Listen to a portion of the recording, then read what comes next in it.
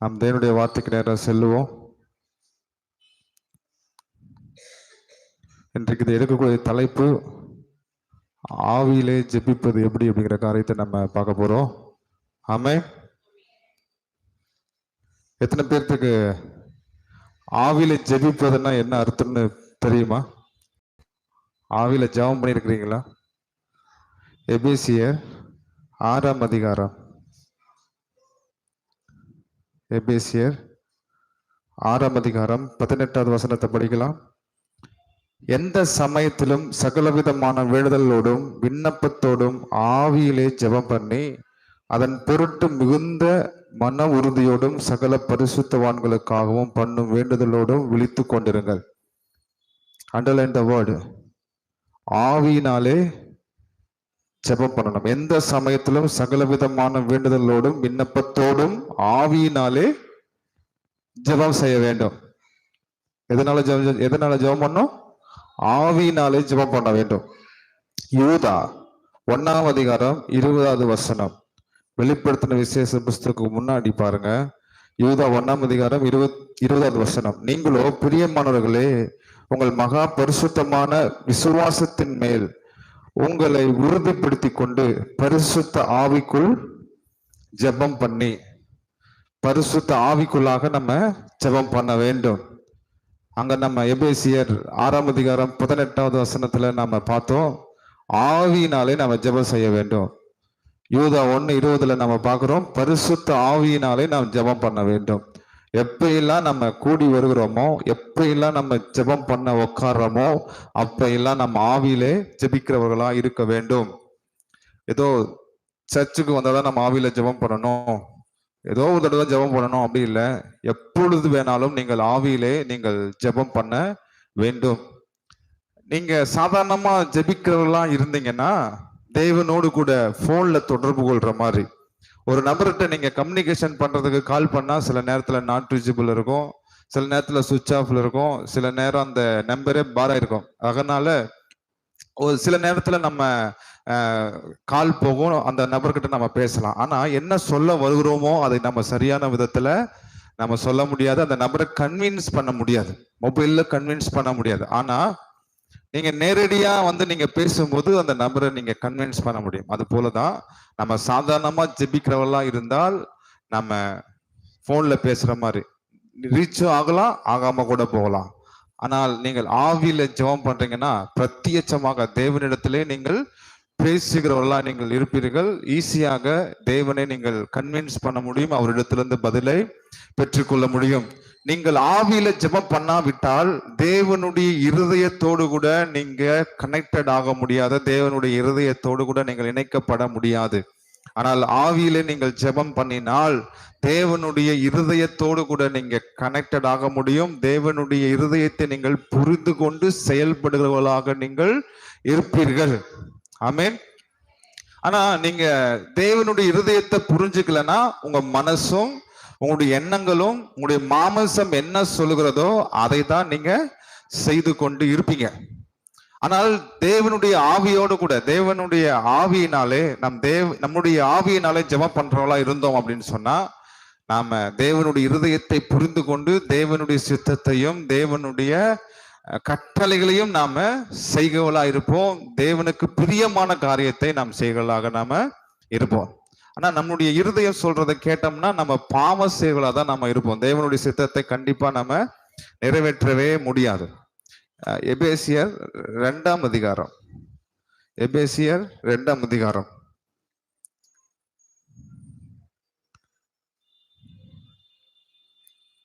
3வது வசனம். அவர்களுக்குள்ளே நம்ம எல்லாரும் முற்காலத்திலே நமது மாம்ச இச்சையின்படி நடந்து நமது மாம்சமும் மனசும் விரும்பினவர்களை செய்து சுபாவத்தினாலே மற்றவர்களைப் போல கோபாக்கினின் பிள்ளைகளாய் இருந்தோம். முதல்ல ரட்சிக்கப்படுகிறதுக்கு முன்னாடி நம்ம மனசு என்ன சொல்லுதோ, நம்முடைய மாம்சம் என்ன சொல்லுதோ அதன்படிதான் நம்ம செஞ்சுட்டு வந்தோம், அதன்படிதான் நம்ம வாழ்ந்துட்டு வந்தோம். நம்ம மாம்சம் சொல்றதை நம்ம கேட்டோம்னா தேவனுக்கு பிரியமான செய்ய முடியாது, நம்ம பாவ செயலா இருப்போம். இச்சையான காரியத்தை நிறைவேற்றுகிறபடினாலே அது நம்ம பிசாசுக்கு இடம் கொடுக்கலாய் நம்ம இருப்போம். ஆனால் நாம் ஆவியில ஜெபம் பண்ணுறவர்களா இருந்தால் தேவனுடைய இருதயத்தோடு கூட நம்ம கனெக்டட் ஆக்கப்பட்டு நாம் அவரோடு கூட சேர்ந்து இந்த வாழ்க்கையை நம்ம வாழ முடியும். அவருடைய சித்தத்தை இந்த பூமியிலே நாம் நிறைவேற்ற முடியும். ஆமென். ஹல்லேலூயா. நம்ம ஆவியில ஜெபம் பண்ணும்போது கர்த்தரோடு கூட நம்ம ஒரே சரீரமாய் நாம் இருக்கிறோம். அவரு வேற கிடையாது, நம்ம வேற கிடையாது. அவரும் நாமளும், தேவனும் நாமளும் ஒன்னா இணைக்கப்பட்டிருக்கிறோம் இல்லையா? அந்த வசனம் எங்க இருக்கு அப்படின்னு சொன்னா 1 கொரிந்தியர் 6ஆம் அதிகாரம் 17வது வசனம். கலாத்தியர் 6ஆம் அதிகாரம் 17வது வசனம். இனிமேல் ஒருவன் எனக்கு 1 கொரிந்தியர் 6ஆம் அதிகாரம் 17வது வசனம். அப்படியே கர்த்தரோடு இசைந்திருக்கிறவனும் அவரோடு ஒரே ஆவியாய் இருக்கிறார். நீங்க அவரோடு கூட இசைந்து இருந்தீங்கன்னு சொன்னா, அவரோடு கூட இணைக்கப்பட்டிருந்தீங்கன்னு சொன்னா, நீங்களும் தேவனும் ஒன்னாதான் இருப்பீங்க. தேவன் மாம்சத்துல இல்ல, அவர் ஆத்மாவில் இல்ல, தேவன் ஆவியா இருக்கிறார். தேவன் எப்படி இருக்கார்? தேவன் ஆவியா இருக்கிறார். அவரை தொழுது கொள்கிறவர்கள் ஆவியோடும் உண்மையோடும் தொழுது கொள்கிறவர்களா இருக்க வேண்டும். அப்போ நீங்க மாமிசத்துல நீங்க ஜெபம் பண்றீங்கன்னா நீங்க தேவனோடு கூட நீங்க இணைக்கப்பட முடியாது. ஏன்னா தேவன் ஆவியா இருக்கிறபடினால மாம்சமான மனுஷனோட மாம்சத்துல அவர் கனெக்டட் ஆக முடியாது. ஆண்டவர் ஆவியில தான் அவர் இணைக்கப்படுகிறார். ஆவியினாலதான் அவர் கனெக்டட் ஆகிறார் இல்லையா? உங்களுடைய ஆவியோடு கூட கனெக்டட் ஆகும் போது நீங்களும் அவரும் ஒன்றாய் இருக்கிறீர்கள். அவரும் நீங்களும் இந்த உலகத்துல பார்ட்னரா இருக்கிறீங்கன்னு சொன்னா எவ்வளவு பெரிய பிரச்சனைகளையும் உங்களால் தவிடுபடி ஆக்க முடியும், எவ்வளவு பெரிய சோதனைகளையும் உங்களால் மேற்கொள்ள முடியும், எவ்வளவு பெரிய பிசாசனுடைய போராட்டங்களா இருந்தாலும் அதை நீங்கள் தகர்த்தெறிய முடியும். ஏனால் தனி நபராக இந்த உலகத்துல ஒன்றும் செய்ய முடியாது. இயேசு திராட்சை செடியா இருக்கிறார், நீங்கள் அதிலே கொடியா இருக்கிறீர்கள். நீங்கள் அந்த திராட்சை செடியோடு கூட இணைக்கப்பட்டிருந்தால் நீங்கள் மிகுந்த கனிகளை கொடுக்கிறவர்களா இருப்பீர்கள். நீங்கள் திராட்சை செடியோடு கூட இணைக்கப்படாவிட்டால் நீங்கள் மிகுந்த கனிகளை கொடுக்க முடியாது. ஆகவே நாம் தேவனுடைய ஆவியோடு கூட கனெக்டடா இருந்துன்னு சொன்னா நம்மளால மிகுந்த கனிகளை கொடுக்க முடியும். தேவனுக்கு பிரியமான காரியத்தை இந்த உலகத்திலே நாம் செய்ய முடியும். ஆமென். ஹல்லேலூயா. நம்ம பிசாசோடு கூட ஐக்கியம் வைத்துக் கொள்ளும்படியாக நாம் இந்த உலகத்திலே நாம் ரட்சிக்கப்படல. நாம் தேவனோடு கூட ஐக்கியமா இருப்பதற்காக தான் நாம் ரட்சிக்கப்பட்டிருக்கிறோம். நம்முடைய ஐக்கியம் பிதாவோடும் குமாரரோடும் பரிசுத்த ஆவியானவரோடும் நம்முடைய ஐக்கியம் இருக்கிறது. ஹல்லேலூயா. நம்முடைய ஐக்கியம் யாரோடு கூட இருக்கிறது? தேவனோடு கூட நம்முடைய ஐக்கியம் இருக்கிறது. பாருங்க, தேவன் நம்மள தேவ சாயலாக படைச்சார். நம்மள மிருகத்தின் சாயலாகவோ பிசாசின் சாயலாகவோ நம்மள உண்டாக்கல. நம்மள யாரோடைய சாயலாக படைக்கப்பட்டிருக்கிறோம்? தேவ சாயலாக தேவன் நம்மளை உண்டு பண்ணினார். ஆனால் மனிதன் பாவம் செய்தபடியினால் தேவ சாயலை அவன் மறந்து விட்டான். அவன் எப்படிப்பட்ட சாயல் உள்ளவனா இருக்கிறான் என்பதை அவன் மறந்து விட்டான். ஆகையினாலே மனிதன் பாவத்தை செய்கிறான், அடிமையாக வாழ்கிறான், தேவனுக்கு பிரியமில்லாத காரியத்தை செய்கிறான், சுயநலம் உள்ளவனா இருக்கிறான், பிறரை நேசிக்காதவனா இருக்கிறான். தேவனுடைய தன்மையை மறந்து மனுஷ சுபாவம், பிசாசினுடைய சுபாவம் மனுஷனுக்குள்ளாக ஆளுகை செய்கிறது. அப்போ நாம் தேவனுடைய ஆவியினாலே கனெக்டடாக இருந்தோம் அப்படின்னு சொன்னா நம்முடைய சாயலை நாம் புரிந்து கொள்ள முடியும். நம்ம யாரா இருக்கிறோம், கிறிஸ்துவுக்குள்ள நாம் யாரா இருக்கிறோம், தேவன் எப்படிப்பட்டவராய் நம்மளை உண்டாக்கி இருக்கிறாருங்கிற அறிவு அந்த உலகத்துல வரும் பொழுது இந்த உலகத்தை நாம ஆட்சி செய்ய முடியும், இந்த உலகத்தை நாம் ஆண்டு கொள்ள முடியும். அந்த வசனம் எங்க இருக்குது அப்படின்னு சொல்லி சொன்னா 2 கொரிந்தியர் 3ஆம் அதிகாரம் 18வது வசனத்துல நாம் எல்லாரும் திறந்த முகமாய் கர்த்தருடைய மகிமையை கண்ணாடியிலே காண்கிறது போல கண்டு ஆவியா இருக்கிற கர்த்தரால் அந்த சாயலாகத்தானே மகிமையின் மேல் மகிமை அடைந்து மறுரூபமாகுகிறோம். ஹல்லேலூயா. நம்ம மறுரூபம் ஆக்கப்பட வேண்டும், நம்முடைய எண்ணங்கள் புதிதாக்கப்பட வேண்டும், தேவனை குறித்ததான அறிவுல நம்ம வளர்ச்சி அடைய வேண்டும், தேவ சாயலாக நாம இருக்க வேண்டும் என்றால் தேவனுடைய ஆவியோடு கூட நம்ம கனெக்டடா இருக்க வேண்டும். தேவனுடைய ஆவியோடு கூட நம்ம இணைக்கப்பட்டவர்களா இருக்கும் பொழுது அவருடைய சாயலை நாம் சரியான விதத்திலே புரிந்து கொள்ள முடியும். சே ஹல்லேலூயா. பாவத்தை மேற்கொள்வதற்கு ஆவியானவர் நம்முடைய பலவீனத்திலே உதவி செய்கிறவரா இருக்கிறார். நல்ல காரியங்களை செய்கிறதுக்கு பரிசுத்த ஆவியானவர் நமக்கு உதவி செய்கிறவரா இருக்கிறார். ஆகவே நம்ம எல்லாருமே சாதாரணமா ஜெபிக்கிறவர்களா இருக்கக்கூடாது, ஆவியில நாம் ஜெபிக்கிறவர்களாய் இருக்க வேண்டும். எதுல ஜெபிக்கணும்? ஆவியிலே ஜெபிக்கிறவளா இருக்க வேண்டும்.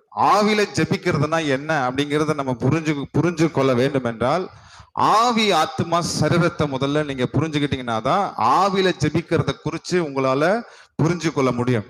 மனிதன் எப்படிப்பட்டவனா இருக்கிறான் என்று சொன்னால், ஆவி ஆத்மா சரீரமாக மனுஷன் இருக்கிறான். நீங்களும் நானும் யாரு? ஆவி ஆத்மா சரீரம், இது மூணு சேர்ந்ததுதான் மனுஷனா இருக்கிறான். வெறும் சரீரம் மாத்திரம் மனுஷன் அப்படின்னு சொல்லி சொன்னா அது மனுஷன் கிடையாது. ஆண்டவர் மனுஷனை உண்டாக்கும் போது எப்படி உண்டாக்குனார் தெரியுமா? 1 தெசலோனிக்கேயர் 5ஆம் அதிகாரம் 25வது வசனத்துல, சமாதானத்தின் தேவன் தாமே உங்களை முற்றிலும் பரிசுத்தமாக்குவாராக, உங்கள் ஆவி ஆத்மா சரீரம் முழுவதும் நம்முடைய கர்த்தராகிய இயேசு கிறிஸ்து வரும்போது குற்றமற்றதா இருக்கும்படி காக்கப்படுவதாக. மனுஷன் எப்படிப்பட்டவனா இருக்கிறான்? ஆவி ஆத்மா சரீரமாய் இருக்கிறான் இல்லையா? இந்த சரீரத்தை மாத்திரம்தான் மனுஷன் கொலை செய்ய முடியுமே தவிர ஆத்மாவை கொலை செய்ய முடியாது இல்லையா? யாரு நாம? ஆத்மா, ஆவி, ஆத்மா, சரீரம், இந்த மூன்றுல யாரு நாம? ஆத்மா என்பதுதான் நாம. சரீரம் என்பது என்னது? மண்ணுக்கு போகக்கூடியதா இருக்கிறது. ஆவி தன்னை உண்டாக்கின தேவனிடத்துக்கு போகக்கூடியதாக இருக்கிறது. ஆத்மா ஆத்மா மனுஷனோடு கூட பேச வேண்டும் என்றால், மனுஷனோடு கூட உறவாட வேண்டும் என்றால், இந்த உலகத்துல ஜீவிக்க வேண்டும் என்றால், அவனுக்கு சரீரம் என்கிற ஒரு மாமிசம் என்கிற சரீரம் அவனுக்கு தேவைப்படுகிறது. இந்த சரீரம் இல்லாம ஆத்மா இருந்துச்சுன்னா மனுஷனோடு கூட இந்த உலகத்துல வாழ முடியாது. அதுக்கு மனுஷனோடு கூட பேசுறதுக்கு இந்த சரீரம் தேவை. அது போல தேவனிடத்திலே நாம் பேசுகிறதுக்கு ஆவி தேவை. எதற்கு ஆண்டவர் நமக்குள்ளாக ஆவியை வச்சாரு? தேவனோடு கூட இணைக்கப்படுகிறதுக்கு, தேவனோடு கூட பேசுகிறதுக்கு, அவரிடத்திலிருந்து நன்மையானதை பெற்றுக்கொள்கிறதுக்கு தேவன் நமக்குள்ளாக ஆவியை வைத்தார். ஏனெனில் தேவன் ஆவியா இருக்கிறார். ஆவியா இருக்கிற தேவனை நாம் தொழுது கொள்ள வேண்டும் என்றால் எப்படி தொழுது கொள்ள வேண்டும்? ஆவியோடும் உண்மையோடும் தொழுது கொள்ள வேண்டும். எங்கும் பிதாவை தொழுது கொள்ளும் காலம் வருகிறது, அது இப்பொழுதே வந்திருக்கிறது என்று தேவன் சொல்லுகிறார். அப்போ மனுஷனுடைய சரீரம் என்ன ஆகுது? மறிக்குது. ஆனா ஆத்மா மரித்து போகாது. ஆண்டவர் ஆதாமை உருவாக்கின போது எப்படி உண்டாக்குனாரு? ஆதியாகமம் 2ஆம் அதிகாரம் 7வது வசனத்துல, ஆதியாகமம் 2ஆம் அதிகாரம் 7வது வசனம், தேவனாகிய கர்த்தர் மனுஷனை பூமியின் மண்ணினாலே உருவாக்கி ஜீவ சுவாசத்தை அவன் நாசியிலே ஊதினார், மனுஷன் ஜீவ ஆத்மாவானான். ஆண்டவர் மனுஷனை உண்டாக்கும் போது எப்படி உண்டாகினார்? மண்ணினாலே உருவாக்கி அவனுக்குள்ள ஜீவ சுவாசத்தை அவனுக்குள்ளாக ஊதும் போது அவன் ஜீவிக்கிற ஆத்மாவாக மாறினான். ஜீவிக்கிற ஆத்மா என்றால் என்ன? மனிதனுக்கு, இந்த ஆத்மாவுக்கு மரணம் என்பது கிடையாது. ஆக்சுவலா மரணம் 3 வகைப்படும். மரணம் எத்தனை வகைப்படும்? 3 வகைப்படும். அது என்னென்ன மரணம்? ஆண்டவர் ஆதாம் ஏவாளு கிட்ட சொல்லும் போது, இந்த பழத்தை சாப்பிட்டால் நீ சாகவே சாவா என்று சொன்னார். பிசாசு என்ன சொன்னா? நீ சாக மாட்ட, இந்த பழத்தை சாப்பிட்டா தேவனை போல இருப்ப அப்படின்னு சொல்லி பிசாசு சொன்னா. அப்ப பிசாசுடைய வார்த்தையை நம்பினபடினால், தேவனுடைய வார்த்தையை விசுவாசிக்காதனாலே ஆதாம் பாவம் செய்தான். அப்ப பாவம் செய்யும் போது ஆதாமுக்குள்ள என்ன வச்சாரு? ஸ்பிரிட்ட வச்சாரு, ஆவிய வச்சாரு. மனுஷன் எப்படிப்பட்டவனா இருக்கிறான்? ஆவி ஆத்மா சரீரமா இருக்கிறான். அப்போ தேவன் ஆதாமோடு கூட எப்படி இணைக்கப்பட்டிருக்க முடியும்? ஆவியில தான் இணைக்கப்பட்டிருக்க முடியும். ஆதாமும் தேவனும் ஒன்றாக இணைந்திருந்தார்கள். அதான் பைபிள்ல நம்ம படிக்கிறோம். அவர் எல்லா மனிதரும் பாவம் செய்து தேவ மகிமையற்றவர்களாய் மாறிவிட்டார்கள். ஆதாம் எப்படி தேவ மகிமையற்றவனாய் மாறினான்? எப்படி மரித்தான் அப்படின்னா, முதல் மரணம் தேவனுக்கும் மனிதனுக்கும் இருக்கிற பிரிவினை தான். பாவம் இருக்கக்கூடிய இடத்துல தேவன் வாசம் பண்ண முடியாது. அவர் பரிசுத்தமான இடத்துலதான் ஜீவிக்கிறவரா இருக்கிறார். அவர் நீதி உள்ள இடத்துலதான் அவர் ஜீவிக்கிறவரா இருக்கிறார். நான் பரிசுத்தர் ஆகையினால் நீங்களும் பரிசுத்தம் உள்ளவர்களாக இருங்கள். பரிசுத்த அலங்காரத்துடனே தேவனை தொழுது கொள்ளுங்கள். பரிசுத்தம் இல்லாமல் ஒருவனும் தேவனை தரிசிக்க முடியாது. நம்மளுடைய வாழ்க்கையில பரிசுத்தம் இல்லை என்றால், நீதி இல்லை என்றால் தேவன் நமக்குள்ளாக வாசம் பண்ண முடியாது. அப்போ ஆதாம் பாவம் செய்யறதுக்கு முன்னாடி தேவன் ஆதாமினுடைய ஆவிக்குள்ளாக இணைக்கப்பட்டிருந்தான். நம்ம பைபிள்ல படிச்சோம் இல்லையா? தேவனோடு கூட கர்த்தருடைய ஆவியில இசைந்திருக்கிறவன் தேவனோடு கூட ஒன்றா இருக்கிறான். அப்போ ஆதாம் ஏவாளும் தேவனோடு கூட ஒன்றா இணைக்கப்பட்டார்கள். ஆனால் பாவம் செய்த பின்னாடி அவங்களும் தேவனும் பிரிக்கப்பட்டாங்க. அதுதான் முதல் மரணம் இல்லையா? ஹல்லேலூயா. ரெண்டாவது மரணம் என்னது? சரீரம் செத்து போகுது இல்லையா? மத்தேயு 10ஆம் அதிகாரம் 28வது வசனம். மத்தேயு 10ஆம் அதிகாரம் 28வது வசனம். ஆத்துமாவை கொல்ல வல்லவர்களா இராமல் சரீரத்தை மாத்திரம் கொல்லுவர்களுக்கு நீங்கள் பயப்பட வேண்டாம். ஆத்துமாவையும் சரீரத்தையும் நரகத்திலே அழிக்க வல்லவருக்கு பயப்படுங்கள். மனுஷன் எதை அழிக்க முடியும்? மனுஷன் எதை அழிக்க முடியும்? இந்த சரீரத்தை மாத்திரம் தான் அழிக்க முடியும். ஆனால் நம்முடைய ஆத்மாவை அழிக்க முடியாது. ஆத்மா என்ன நடக்குது? ஒரு கதை நம்ம படிச்சோம். லாசர் என்கிற ஒரு பிச்சைக்காரன் ஐஸ்வர்யவான் என்கிற ஒரு மனுஷன். லாசரு மரிக்கும் போது எங்க போறான்? பரதேசிக்கு போறான். ஆனா பிச்சைக்காரன் மதிக்கும் போது எங்க போறான்? பிச்சைக்காரன் எங்க போறான்? பரதேசி போறான், ஆபிரகாமின் மடிக்கு போறான். ஆனால் இவன் எங்க போறான்? ஐஸ்வர்யவான் பாதாளத்துக்கு போறான். அந்த பாதாளம் எப்படிப்பட்டதா இருக்குதாமா? அக்கினி ஜுவாலை நிறைந்த கொடிய வேதனையா இருக்கிறது. ஆபிரகாம்கிட்ட சொல்றான், எனக்கு தண்ணியை கொஞ்சம் பிச்சைக்காரன்ட்ட கொடுத்து அமிச்சு, லாசர்கிட்ட கொடுத்து அமிச்சு என்னுடைய வாயை நினைப்பான் அப்படின்னு சொல்றான். சரியா? அப்போ பாதாளமும் பரதேசியும் ரெண்டு பேரும் கனெக்டட் ஆகாத மாதிரி இடையில ஒரு பெரிய பள்ளம் உண்டா இருக்கிறது, ஒரு பெரிய பிரிவினை உண்டா இருக்கிறது. அப்ப என்ன நடக்குது? மனுஷன் சரீரத்துல மரிக்கிறது ரெண்டாவது மரணம். மூணாவது மரணம் என்னது? ஆத்துமா பாதாளத்துக்கு போகிறது அல்லது நரகத்துல போய் ஆக்கினை தீர்ப்பு அடைகிறதுக்கு பேர் தான் மூணாவது மரணமா இருக்கிறது இல்லையா? பிரசங்கி 12ஆம் அதிகாரம் 7வது வசனம். இவ்விதமாய் மண்ணானது தன் முன்னிருந்த பூமிக்கு திரும்பி ஆவி தனக்கு தந்த தேவனிடத்திற்கு மறுபடியும் போகாததற்கு முன்னும் அவரை உன் வாலிப பிரயாத்திலே நினை. சரீரம் எங்க போகுது? சரீரம் எங்க போகுது? நம்ம மரிச்சோம்னா சரீரம் எங்க போகுது? மண்ணுக்கு போகுது. மண்ணினாலே மனுஷன் உருவாக்கப்பட்ட அப்படின்னா மண்ணுக்கு திரும்ப வேண்டும். நாம் கிறிஸ்துவுக்குள் மரித்தால் பரதேசிலே இருப்போம். நாம் கிறிஸ்து இல்லாமல் மரித்தோம் என்றால் பாதாளத்திலே கொடி ஆக்கினை தீர்ப்பு அடைவர்களாய் நாம் இருப்போம். அப்போ ஆவி யாருடையது? பைபிள் என்ன படிக்கிறோம்? பிரசங்கி 12ஆம் அதிகாரம் 7வது வசனத்துல ஆவி தன்னை தந்த தேவனிடத்திற்கு மறுபடியும் போகிறதுக்கு முன்னே உங்க ஸ்பிரிட் என்னதுங்க? மனுஷனையும் தேவனையும் இணைக்கக்கூடிய ஒரு பாலம் தான் என்னது? ஸ்பிரிட், ஆவி. அல்லேலூயா. மனுஷனையும் தேவனையும் இணைக்கிற ஒரு இடம் தான் என்னது? சொல்லுங்க. ஆவி, ஸ்பிரிட். நீங்களும் தேவனும் இணைக்கப்பட வேண்டும் என்றால் நீங்கள் ஆவியை உங்களுக்குள்ளாக தேவன் வைத்தார். தேவனையும் உங்களை இணைக்கிறதுக்கு ஆவியை உங்களுக்குள்ளாக வைத்தார். இப்போ ஆதாம் எதுல இறந்து போனான்? ஆவியில இறந்து போனான். ஆத்மாவில இருந்தானா ஆவியில இறந்து போனானா? ஆவியில இறந்து போனான். ஆத்மாவுக்கு மரணம் என்பது கிடையாது. அவன் ஜீவிக்கிற ஆத்மாவாக தேவன் அவனை உண்டாக்கினார். அப்போ உங்களுக்குள்ள என்ன இல்லை? உங்களுடைய ஆத்மாவுக்கு மரணம் கிடையாது. இந்த சரீரத்துக்கும் ஆவிக்கும் மரணம் உண்டாயிருக்கிறது. மரணம்னா என்னதுன்னா ஆவி தேவனிடத்துல இருந்து பிரிக்கப்பட்டபடினால் அது மரித்து போனதாய் இருக்கிறது. இப்ப மனுஷன் ஆவியில என்ன ஆயிட்டான்? செத்துட்டான். இப்ப அதான் இயேசு கிறிஸ்து சொல்லுவார், மறுபடியும் நீங்கள் பிறவாவிட்டால் தேவனுடைய ராஜ்யத்தை காண முடியாது. ஒருவன் ஜலத்தினாலும் ஆவியினாலும் பிறவாவிட்டால் நீங்கள் தேவனுடைய ராஜ்யத்தை காண முடியாது. அப்போ நீங்களும் நானும் எதுல பிறக்க வேண்டும்? ஆவியிலே பிறக்க வேண்டும் இல்லையா? ஹல்லேலூயா. நீங்களும் எதுல பிறக்கணும்? ஆவியிலே பிறக்க வேண்டும். ஆவியிலே பிறந்திருக்கிறீங்களா? நீங்கள் விசுவாசம் உள்ளவர்களாய் தேவனை ஏற்றுக்கொண்டவர்கள் எத்தனை பேர்களோ அத்தனை பேர்களும் யோவான் எழுதின சுவிசேஷம் 1ஆம் அதிகாரம், யோவான் எழுதின சுவிசேஷம் 1ஆம் அதிகாரம் 12வது வசனம், 1ஆம் அதிகாரம் 12வது வசனம். அவருடைய நாமத்தின் மேல் விசுவாசம் உள்ளவர்களாய் அவரை ஏற்றுக்கொண்டவர்கள் எத்தனை பேர்களோ அத்தனை பேர்களும் தேவனுடைய பிள்ளைகளாகும்படி அவர்களுக்கு அதிகாரம் கொடுத்தார்.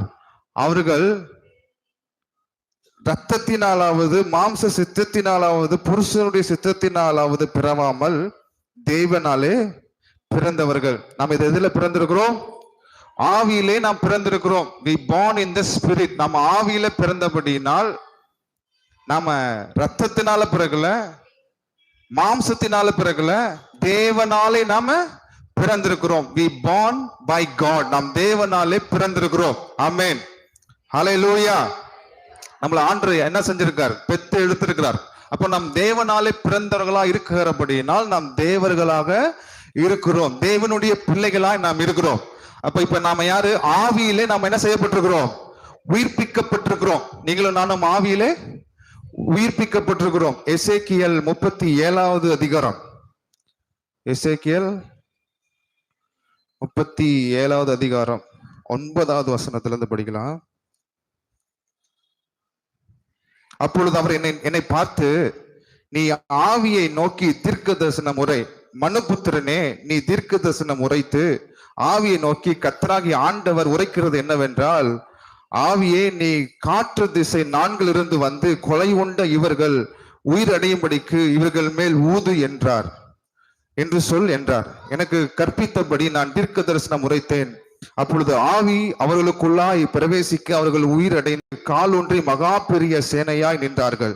அப்பொழுது அவர் என்னை நோக்கி, மணிபுரனே இந்த எலும்புகள் இஸ்ரவேல் வம்சத்தார் அனைவருமே, இதோ அவர்கள் எங்கள் எலும்புகள் உலர்ந்து போயிற்று, எங்கள் நம்பிக்கை அற்று போயிற்று, நாங்கள் அருண்டு போகிறோம் என்றார்கள். ஆகையால் நீ தீர்க்க தரிசனம் உரைத்து அவர்களோட சொல்ல வேண்டியது என்னவென்றால், கர்த்தராகிய ஆண்டவர் உரைக்கிறார், இதோ என் ஜனங்களே, நான் உங்கள் பிரேத குழியை திறந்து உங்களை உங்கள் பிரேத குழியிலிருந்து வெளிப்படவும் உங்களை இஸ்ரவேல் தேசத்துக்கு வர பண்ணுவேன். என் ஜனங்களே, நான் உங்கள் பிரேத குழியை திறந்து உங்களை உங்கள் பிரேத குழியிலிருந்து வெளிப்பட பண்ணும் போது நான் கர்த்தர் என்று அறிந்து கொள்வீர்கள். என் ஆவி உங்களுக்குள் வைப்பேன், நீங்கள் உயிர் அடைவீர்கள். நான் உங்களை உங்கள் தேசத்தில் வைப்பேன், அப்பொழுது நான் கர்த்தர் என்று அறிந்து கொள்ளுவீர்கள். பரிசுத்த ஆவியானவர் நமக்குள்ளாக வைக்கிறப்பட்டிருக்கிறபடினால் நாம் ஆவியிலே உயிர்ப்பிக்கப்பட்டிருக்கிறோம். ஆதாம் ஆவியிலே மரித்து போனான். ஆவியில் எப்படி மரித்து போனான்? தேவனுக்கும் மனுஷனுக்கும் இருக்கக்கூடிய ஐக்கியம் பிளவுபட்டபடினால் மனிதன் மரித்து போனான். ஆனால் இயேசு வந்து சொன்னால், நீங்கள் மறுபடியும் பிறவாவிட்டால் தேவனுடைய ராஜ்யத்தை காண முடியாது. அப்போ பரிசுத்த ஆவியானவர் நம்முடைய ஆவி என்ன பண்ணிட்டாரு? உயிர்ப்பிச்சுட்டாரு. நம்ம இப்ப உயிர்ப்பிக்கப்பட்டவர்களா இருக்கிறோம். ஆவிக்குரிய ரீதியிலே ஆவிக்குரிய மண்டலத்தில் நம்ம உயிர் உள்ளவர்களாக நம்ம மாறிவிட்டோம். அப்போ நம்ம ஆவிக்குரிய மனுஷனா இருக்கிறபடினால், நம்ம ஆவியா இருக்கிறபடினால் இந்த உலகத்தினுடைய வாழ்க்கையும் நம்ம பார்க்க முடியும், இந்த உலகத்தையும் பார்க்க முடியும். ஆவிக்குரிய ரீதியில என்ன நடக்குது அப்படிங்கறதை நம்ம பார்க்க முடியும். ஏன்னா நம்ம யாருன்னா ஆவியாக இருக்கிறோம். ஆவி மனிதர்களாக தேவன் நம்மளை உயிர்ப்பிச்சுட்டாரு. We are the spirit people. ஹல்லேலூயா. நம்ம யாருன்னா ஆவிக்குரியவர்களா இருக்கிறோம். ஆவிக்குரிய மண்டலத்திலே தேவன் எப்படி ஆவியா இருக்கிறாரோ அப்படிப்பட்ட ஆவிக்குரிய மனுஷனாக தேவன் நம்மளை மாத்திட்டாரு. அப்போ நமக்குள்ள ஸ்பிரிட் இருக்குது. இந்த சரீரம் எதுக்கு கொடுக்கப்பட்டிருக்கிறது? ஆத்மாவுக்கு, மனுஷனோடு கூட பேசுறதுக்கு இந்த சரீரம் கொடுக்கப்பட்டிருக்கிறது. அதே மாதிரி தேவன் நம்முடைய சரீரத்தோடு கூட ஆத்மாவோடு கூட கனெக்டட் ஆக முடியாது. ஆனால் ஆவியில தான் தேவன் நம்மளோடு கூட இணைக்கப்பட முடியும். தேவன் ஆவியில தான் அவர் கனெக்டட் ஆக முடியும். ஆகவே தேவன் நமக்குள்ள இருக்கக்கூடிய ஆவியை இன்றைக்கு அவர் மூலியமா, இயேசுவின் மூலமாக, பரிசுத்த ஆவியினாலே நாம் எல்லாரும் என்ன செய்யப்பட்டிருக்கிறோம்? உயிர்ப்பிக்கப்பட்டிருக்கிறோம். இப்ப என்ன ஆயிடுச்சு? முதல் மரணம் ரீஸ்டோர் ஆயிடுச்சு. ஆதாம் எதுல மரித்து போனான்? ஆவியில மரித்து போனபடினால் மறுபடியும் இயேசு கிறிஸ்துவின் மூலமாக நாம் உயிர்ப்பிக்கப்பட்டு நாம் மரித்தவர்கள் அல்ல, இன்றைக்கு நாம் உயிர் உள்ளவர்களாக தேவன் நம்மளை மாற்றிவிட்டார். ஆமென், ஹல்லேலூயா. அப்போ ஸ்பிரிட்ல பாருங்க, நம்ம தேவனோடு கூட இணைக்கப்பட்டிருக்கிறோம், அவரோடு கூட நம்ம கனெக்டட் ஆகப்பட்டிருக்கிறோம் இல்லையா? அப்போ நம்ம சாதாரணமாக நம்ம ஜெபிக்கிறவங்களா இருந்தோம் அப்படின்னா தேவனோடு கூட கனெக்டடா இருக்க முடியாது. ஆனா ஆவியில நம்ம ஜெபிக்கிறவர்களா இருந்தோம் என்று சொன்னால் நிச்சயமாக நம் தேவனோடு கூட கனெக்டடா இருக்க முடியும். அப்போ தேவன் யாருன்னா, ஆவி மனுஷன் யாருன்னா இயற்கைக்கு அப்பாற்பட்ட வாழ்க்கையை வாழுகிறவனா இருக்கிறான். மனிதனாலே புரியாத விதமாக, மனிதனால ஏற்றுக்கொள்ள முடியாத வாழ்க்கையை வாழ்றதுதான் யாருன்னா ஆவிக்குரிய மனுஷனா இருக்கிறான். ஆதாமே முதல்ல எப்படிப்பட்டவனா இருக்கிறான்னா புரியாத விதமா தான் இந்த உலகத்துல வாழ்ந்துருக்கிறான். பாருங்க, ஆதாம் கிட்ட ஆண்டவர் எல்லா விலங்குகளையும் கொண்டு வந்து அங்க கொடுக்குறாரு. ஆண்டவர், நீ என்னப்பா பேர் வைக்க போற? ஆக்சுவலா பைபிள நம்ம படிக்கும் போது அந்த விலங்குகள் வேற வேற உருவமாக இருந்திருக்குது. அப்போ ஆதாம் சொல்றாரு, இது இப்படியாக இருக்கட்டும், இது சிங்கம் அப்படின்னு சொன்னா அவன் என்ன கற்பனை பண்றானோ அது மாதிரி என்ன ஆயிருது, அந்த மிருகமானது மாற ஆரம்பிக்குது. ஆதாம் ஒரு இடத்துல இருந்து இன்னொரு இடத்துக்கு போறதுக்கு நாம என்ன பண்ணுறோம், கார்ல போறோம், பைக்ல போறோம், ட்ரெயின்ல போறோம். ஆனா ஆதாம் இன்னொரு இடத்துக்கு போறதுக்கு என்ன பண்ணியிருந்திருப்பான், இந்த இடத்துக்கு போகணும்னு நினைச்சிருந்தா அவன் ஆவிக்குரிய ரீதியில அவன் வேற ஒரு இடத்துக்கு அவன் போயிருக்க முடியும், ஸ்பிரிட்ல வந்து டிராவல் ஆயிருக்க முடியும். வார்த்தையினாலே அந்த மனுஷன் வாழ்ந்து கொண்டிருந்தான். தேவனை போலவே பைபிள்ல சொல்லப்படுகிறது, சகல மிருகங்களையும் சகல காட்டு மிருகங்களையும் உலகத்தையும் ஆதாமுடைய கையிலே ஒப்பு கொடுத்து நீ பூமியை ஆண்டு கொள்ளுவாயாக என்று சொல்லி தேவன் ஆதாமுக்கு கட்டளை கொடுத்தார். அப்போ ஆதாம் எப்படி இருந்தான்னா, அந்த உலகத்தையே, நட்சத்திரங்கள் மனுஷனுக்காக உண்டாக்கப்பட்டது, சூரியனும் சந்திரனும் இந்த உலகம் யாவும் மனுஷனுக்காக உண்டாக்கப்பட்டது. அப்போ மனிதன் இந்த உலகத்தை தேவனோடு கூட இணைக்கப்பட்டவனாய் பூமியை ஆட்சி பண்ணி கொண்டிருந்தான். ஆனால் என்றைக்கு தேவனோடு கூட அந்த பிரிவினை உண்டாச்சோ, என்னைக்கு தேவனோடு கூட அவன் பிரிக்கப்பட்டானோ, அப்பொழுது அந்த பூமியில் அவனால் ஆட்சி பண்ண முடியல. அப்போ இன்னைக்கு நீங்களும் நானும் புரியாத வாழ்க்கையை வாழ வேண்டும் என்றால், அற்புதமான வாழ்க்கையை வாழ வேண்டும் என்றால், இயற்கைக்கு அப்பாற்பட்ட வாழ்க்கையை நம்ம வாழ வேண்டும் என்றால் நம்ம எதுல இருக்கணும், நம்மளுடைய மைண்ட்ல இருக்கக்கூடாது, நம்முடைய இருதயத்துல நம்ம இருக்கக்கூடாது, நம்ம ஸ்பிரிட்ல இருந்தா மாத்திரம்தான் தேவன் இந்த உலகத்துல என்ன வார்த்தையை கொடுத்தாரோ அதை நாம் செய்களாக இருக்க முடியும். ஏனால் இந்த உலகம் சுவிசேஷத்தை ஏற்றுக்கொள்ள முடியாது. ஏனால் சுவிசேஷம் உலக மனுஷர்களுக்கு பைத்தியமாய் தெரிகிறது. எப்படி இயேசு நாம சொன்னா வியாதி சுகமாகும், இயேசு நாம சொன்னா எப்படி பேய் போகும், இயேசுவினுடைய நாம சொன்னா எப்படி மரித்தோர் உயிரோடு கூட எழும்புவாங்க, இப்படிங்கிறது எதை புரிஞ்சுக்க முடியாது. நம்முடைய அறிவோ நம்முடைய மாம்சமோ புரிந்து கொள்ள முடியாது. ஆனால் நீங்கள் உங்களுக்குள்ள இருக்கிற கூடிய ஆவியிலே நீங்கள் வாழ்ந்தால், நீங்கள் ஆவியிலே உயிர்ப்பிக்கப்பட்டிருக்கிறீங்க, நீங்க ஸ்பிரிட்ல இருந்தீங்கன்னு சொன்னா தேவன் சொன்ன எல்லா காரியங்களையும் நம்மளால ஏற்றுக்கொள்ள முடியும். ஏனால் மாம்சமும் ரத்தமும் தேவனுடைய வார்த்தையை ஏற்றுக்கொள்ள முடியாது. ஆனால் ஆவிக்குரிய மனுஷனாய் இருக்கக்கூடிய நீங்களும் நானும் தேவன் சொன்ன வாழ்க்கையை நம்மளால என்ன பண்ண முடியும், வாழ முடியும். அவர் சொன்ன காரியத்தை இந்த உலகத்துல நாம செய்ய முடியும். தேவனுக்கு பிரியமான காரியத்தை நம்ம செய்ய முடியும். ஆவிக்குரிய ரீதியில என்ன நடக்குது அப்படிங்கிறத நம்ம பார்க்க முடியும். பிசாசின் வல்லமையை நம்ம மேற்கொள்ள முடியும், சோதனைகளை மேற்கொள்ள முடியும். பிசாசினாலே வருகிற யுத்தங்களை நாம ஈஸியாக எளிதாக அதை மேற்கொள்ளுவர்களாக நம்மளால இருக்க முடியும். ஆகவே நாம் சாதாரணமாக ஜெபிக்கிறவர்களாய் நாம் இருக்கக்கூடாது, ஆவியிலே நாம் ஜெபிக்கிறவர்களாக நாம இருக்க வேண்டும். தேவன் எதையுமே வந்து பாருங்க வேஸ்டா கொடுக்கல, எல்லாத்தையும் ஒரு ஞானமா தான் உண்டாக்கினார். வெளிச்சத்தை ஞானமா உண்டாக்கினார், பூமியை ஞானமா உண்டாக்கினார். அப்ப அவர் ஞானத்தின் தேவனா இருக்காரு, அறிவின் தேவனா இருக்காரு. ஆகவே தேவன் எதற்கு வந்து பாருங்க அபிஷேகத்தை கொடுத்தாரு, எதற்கு பரிசுத்த ஆவியானவரை கொடுத்தாரு, எதற்கு அந்நிய பாஷை கொடுத்தாரு அப்படின்னு சொல்லி சொன்னா, நீங்களும் நானும் ஆவியிலே வாழுகிறதுக்கு தான் இதை என்ன பண்ணிருக்காரு, கொடுத்திருக்காரு. இன்னைக்கு நிறைய பேர் சொல்றது என்னன்னா, பரிசுத்த ஆவியே ஒண்ணு கிடையாது அப்படிங்கிறாங்க, அந்நிய பாஷையே ஒண்ணு கிடையாது அப்படின்னு சொல்றாங்க. அந்நிய பாஷைன்னா வேற லாங்குவேஜ்ல பேசுறது அப்படின்னு சொல்லி சொல்றாங்க. ஆனா நீங்க பைபிள்ல நீங்க தெளிவா நீங்க படிச்சீங்கன்னு சொன்னா 1 கொரிந்தியர் 14ஆம் அதிகாரம் 14வது வசனம் 15வது வசனம், 1 கொரிந்தியர் 14:15, என்னத்தினாலெனில் நான் அந்நிய பாஷையில் விண்ணப்பம் பண்ணினால் என் ஆவி விண்ணப்பம் பண்ணுமே என்று என் கருத்து பயனற்றதா இருக்கும். இப்போ நீங்க அந்நிய பாஷையில பேசுறீங்க, இப்ப என்ன ஆகுது, உங்க மைண்டு டீஆக்டிவேட் ஆயிடுச்சு, உங்க மைண்ட் வேலை செய்யல, உங்க இருதயம் வேலை செய்யல, உங்க என்ன வேலை செய்யல. இப்ப நான் அந்நிய பாஷையில பேசும்போது எது பேசுது, எது பிரேயர் பண்ணுது, ஆவி பிரேயர் பண்ணுது. எல்லாருக்கும் தெரியுமா நீங்க என்ன பேசுறீங்கன்னு தெரியுமா? என்ன பேசுறீங்கன்னு நிச்சயமா உங்களுக்கு தெரியாது. சில நேரத்துல ஆண்டவர் சில கிஃப்ட் உங்களுக்கு கொடுப்பாரு, இன்டர்பிரேட் பண்றதுக்கு, டிரான்ஸ்லேஷன் பண்றதுக்கு ஆண்டவர் சில கிஃப்ட கொடுப்பாரு. நமக்கு புரியுதோ புரியலையோ, உங்களால் என்ன பண்ண முடியும்?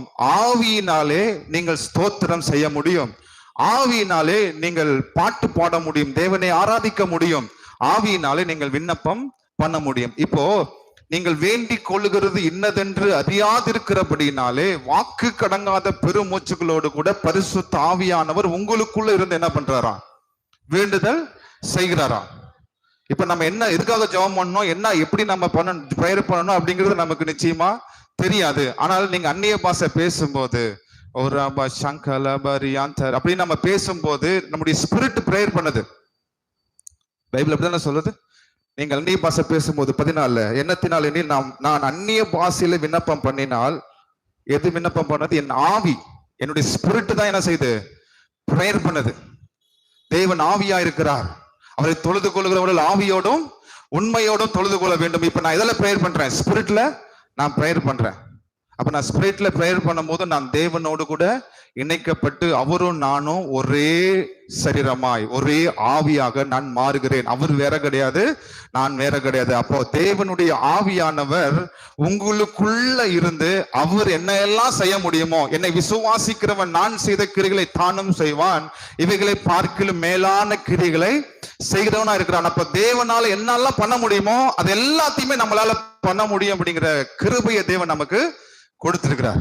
அப்போ நீங்க எப்படி இருக்கணும்? ஸ்பிரிட்ல நீங்க இருக்கணும். ஸ்பிரிட்டை நீங்க ஆக்டிவேஷன் பண்ணக்கூடியவர்களா இருக்கணும். நம்ம எதை அந்நிய பாஷை பேசுறது எதை நமக்கு ஒண்ணுமே புரியல, அதனால எதுக்கு நம்ம அதை பேசணும்? அதை நம்ம பேச வேணாம். நம்ம கருத்தோட நம்ம வார்த்தையை படிச்சா நமக்கு அது புரிய ஆரம்பிக்கும்ல. நீங்க கீழே அப்படி 15வது வசனத்துல படிக்கும் போது இப்படி இருக்க, செய்ய வேண்டியது என்ன? நான் ஆவியோடும் விண்ணப்பம் பண்ணுவேன், கருத்தோடும் விண்ணப்பம் பண்ணுவேன். நான் ஆவியோடும் பாடுவேன், கருத்தோடும் பாடுவேன். இல்லாவிட்டால் நீ ஆவியோடு ஸ்தோத்திரம் பண்ணும்போது கல்லாதவன் உன் ஸ்தோத்திரத்துக்கு ஆமன் என்று எப்படி சொல்லுவான்? நீ பேசுகிறது என்னதென்று அவன் அறியானே. நீ நன்றாய் ஸ்தோத்திரம் பண்ணுகிறாய், ஆகிலும் மற்றவன் பக்தி விருத்தி அடைய மாட்டானே. உங்கள் எல்லாரிலும் நான் அதிகமாய் பாஷைகளை பேசுகிறேன், இதற்காக என் தேவனை ஸ்தோத்திரிக்கிறேன். பவுல் என்ன பண்றாரு?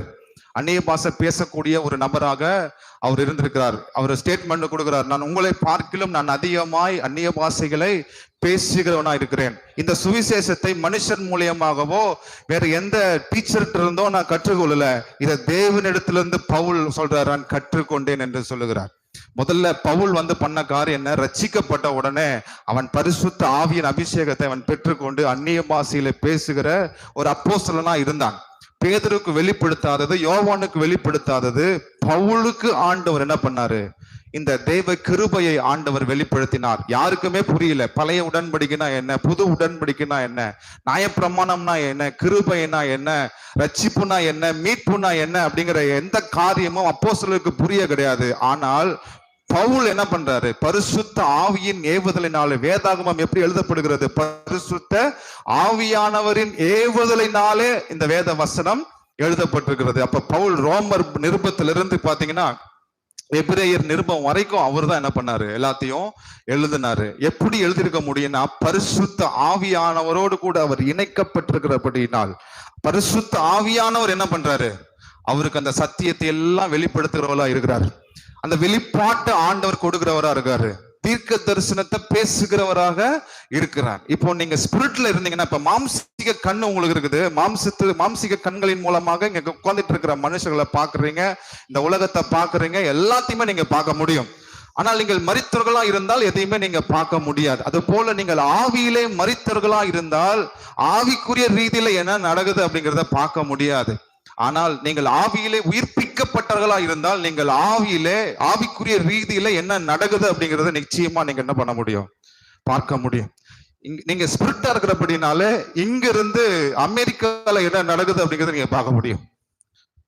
பரலோகத்துல என்ன நடக்குது அப்படிங்கறத பார்க்க முடியும். பவுல் என்ன செய்யறாரு? ஆவிக்குள்ளாக அவர் டிரான்ஸ்ஃபர்மேஷன் ஆகுறாரு.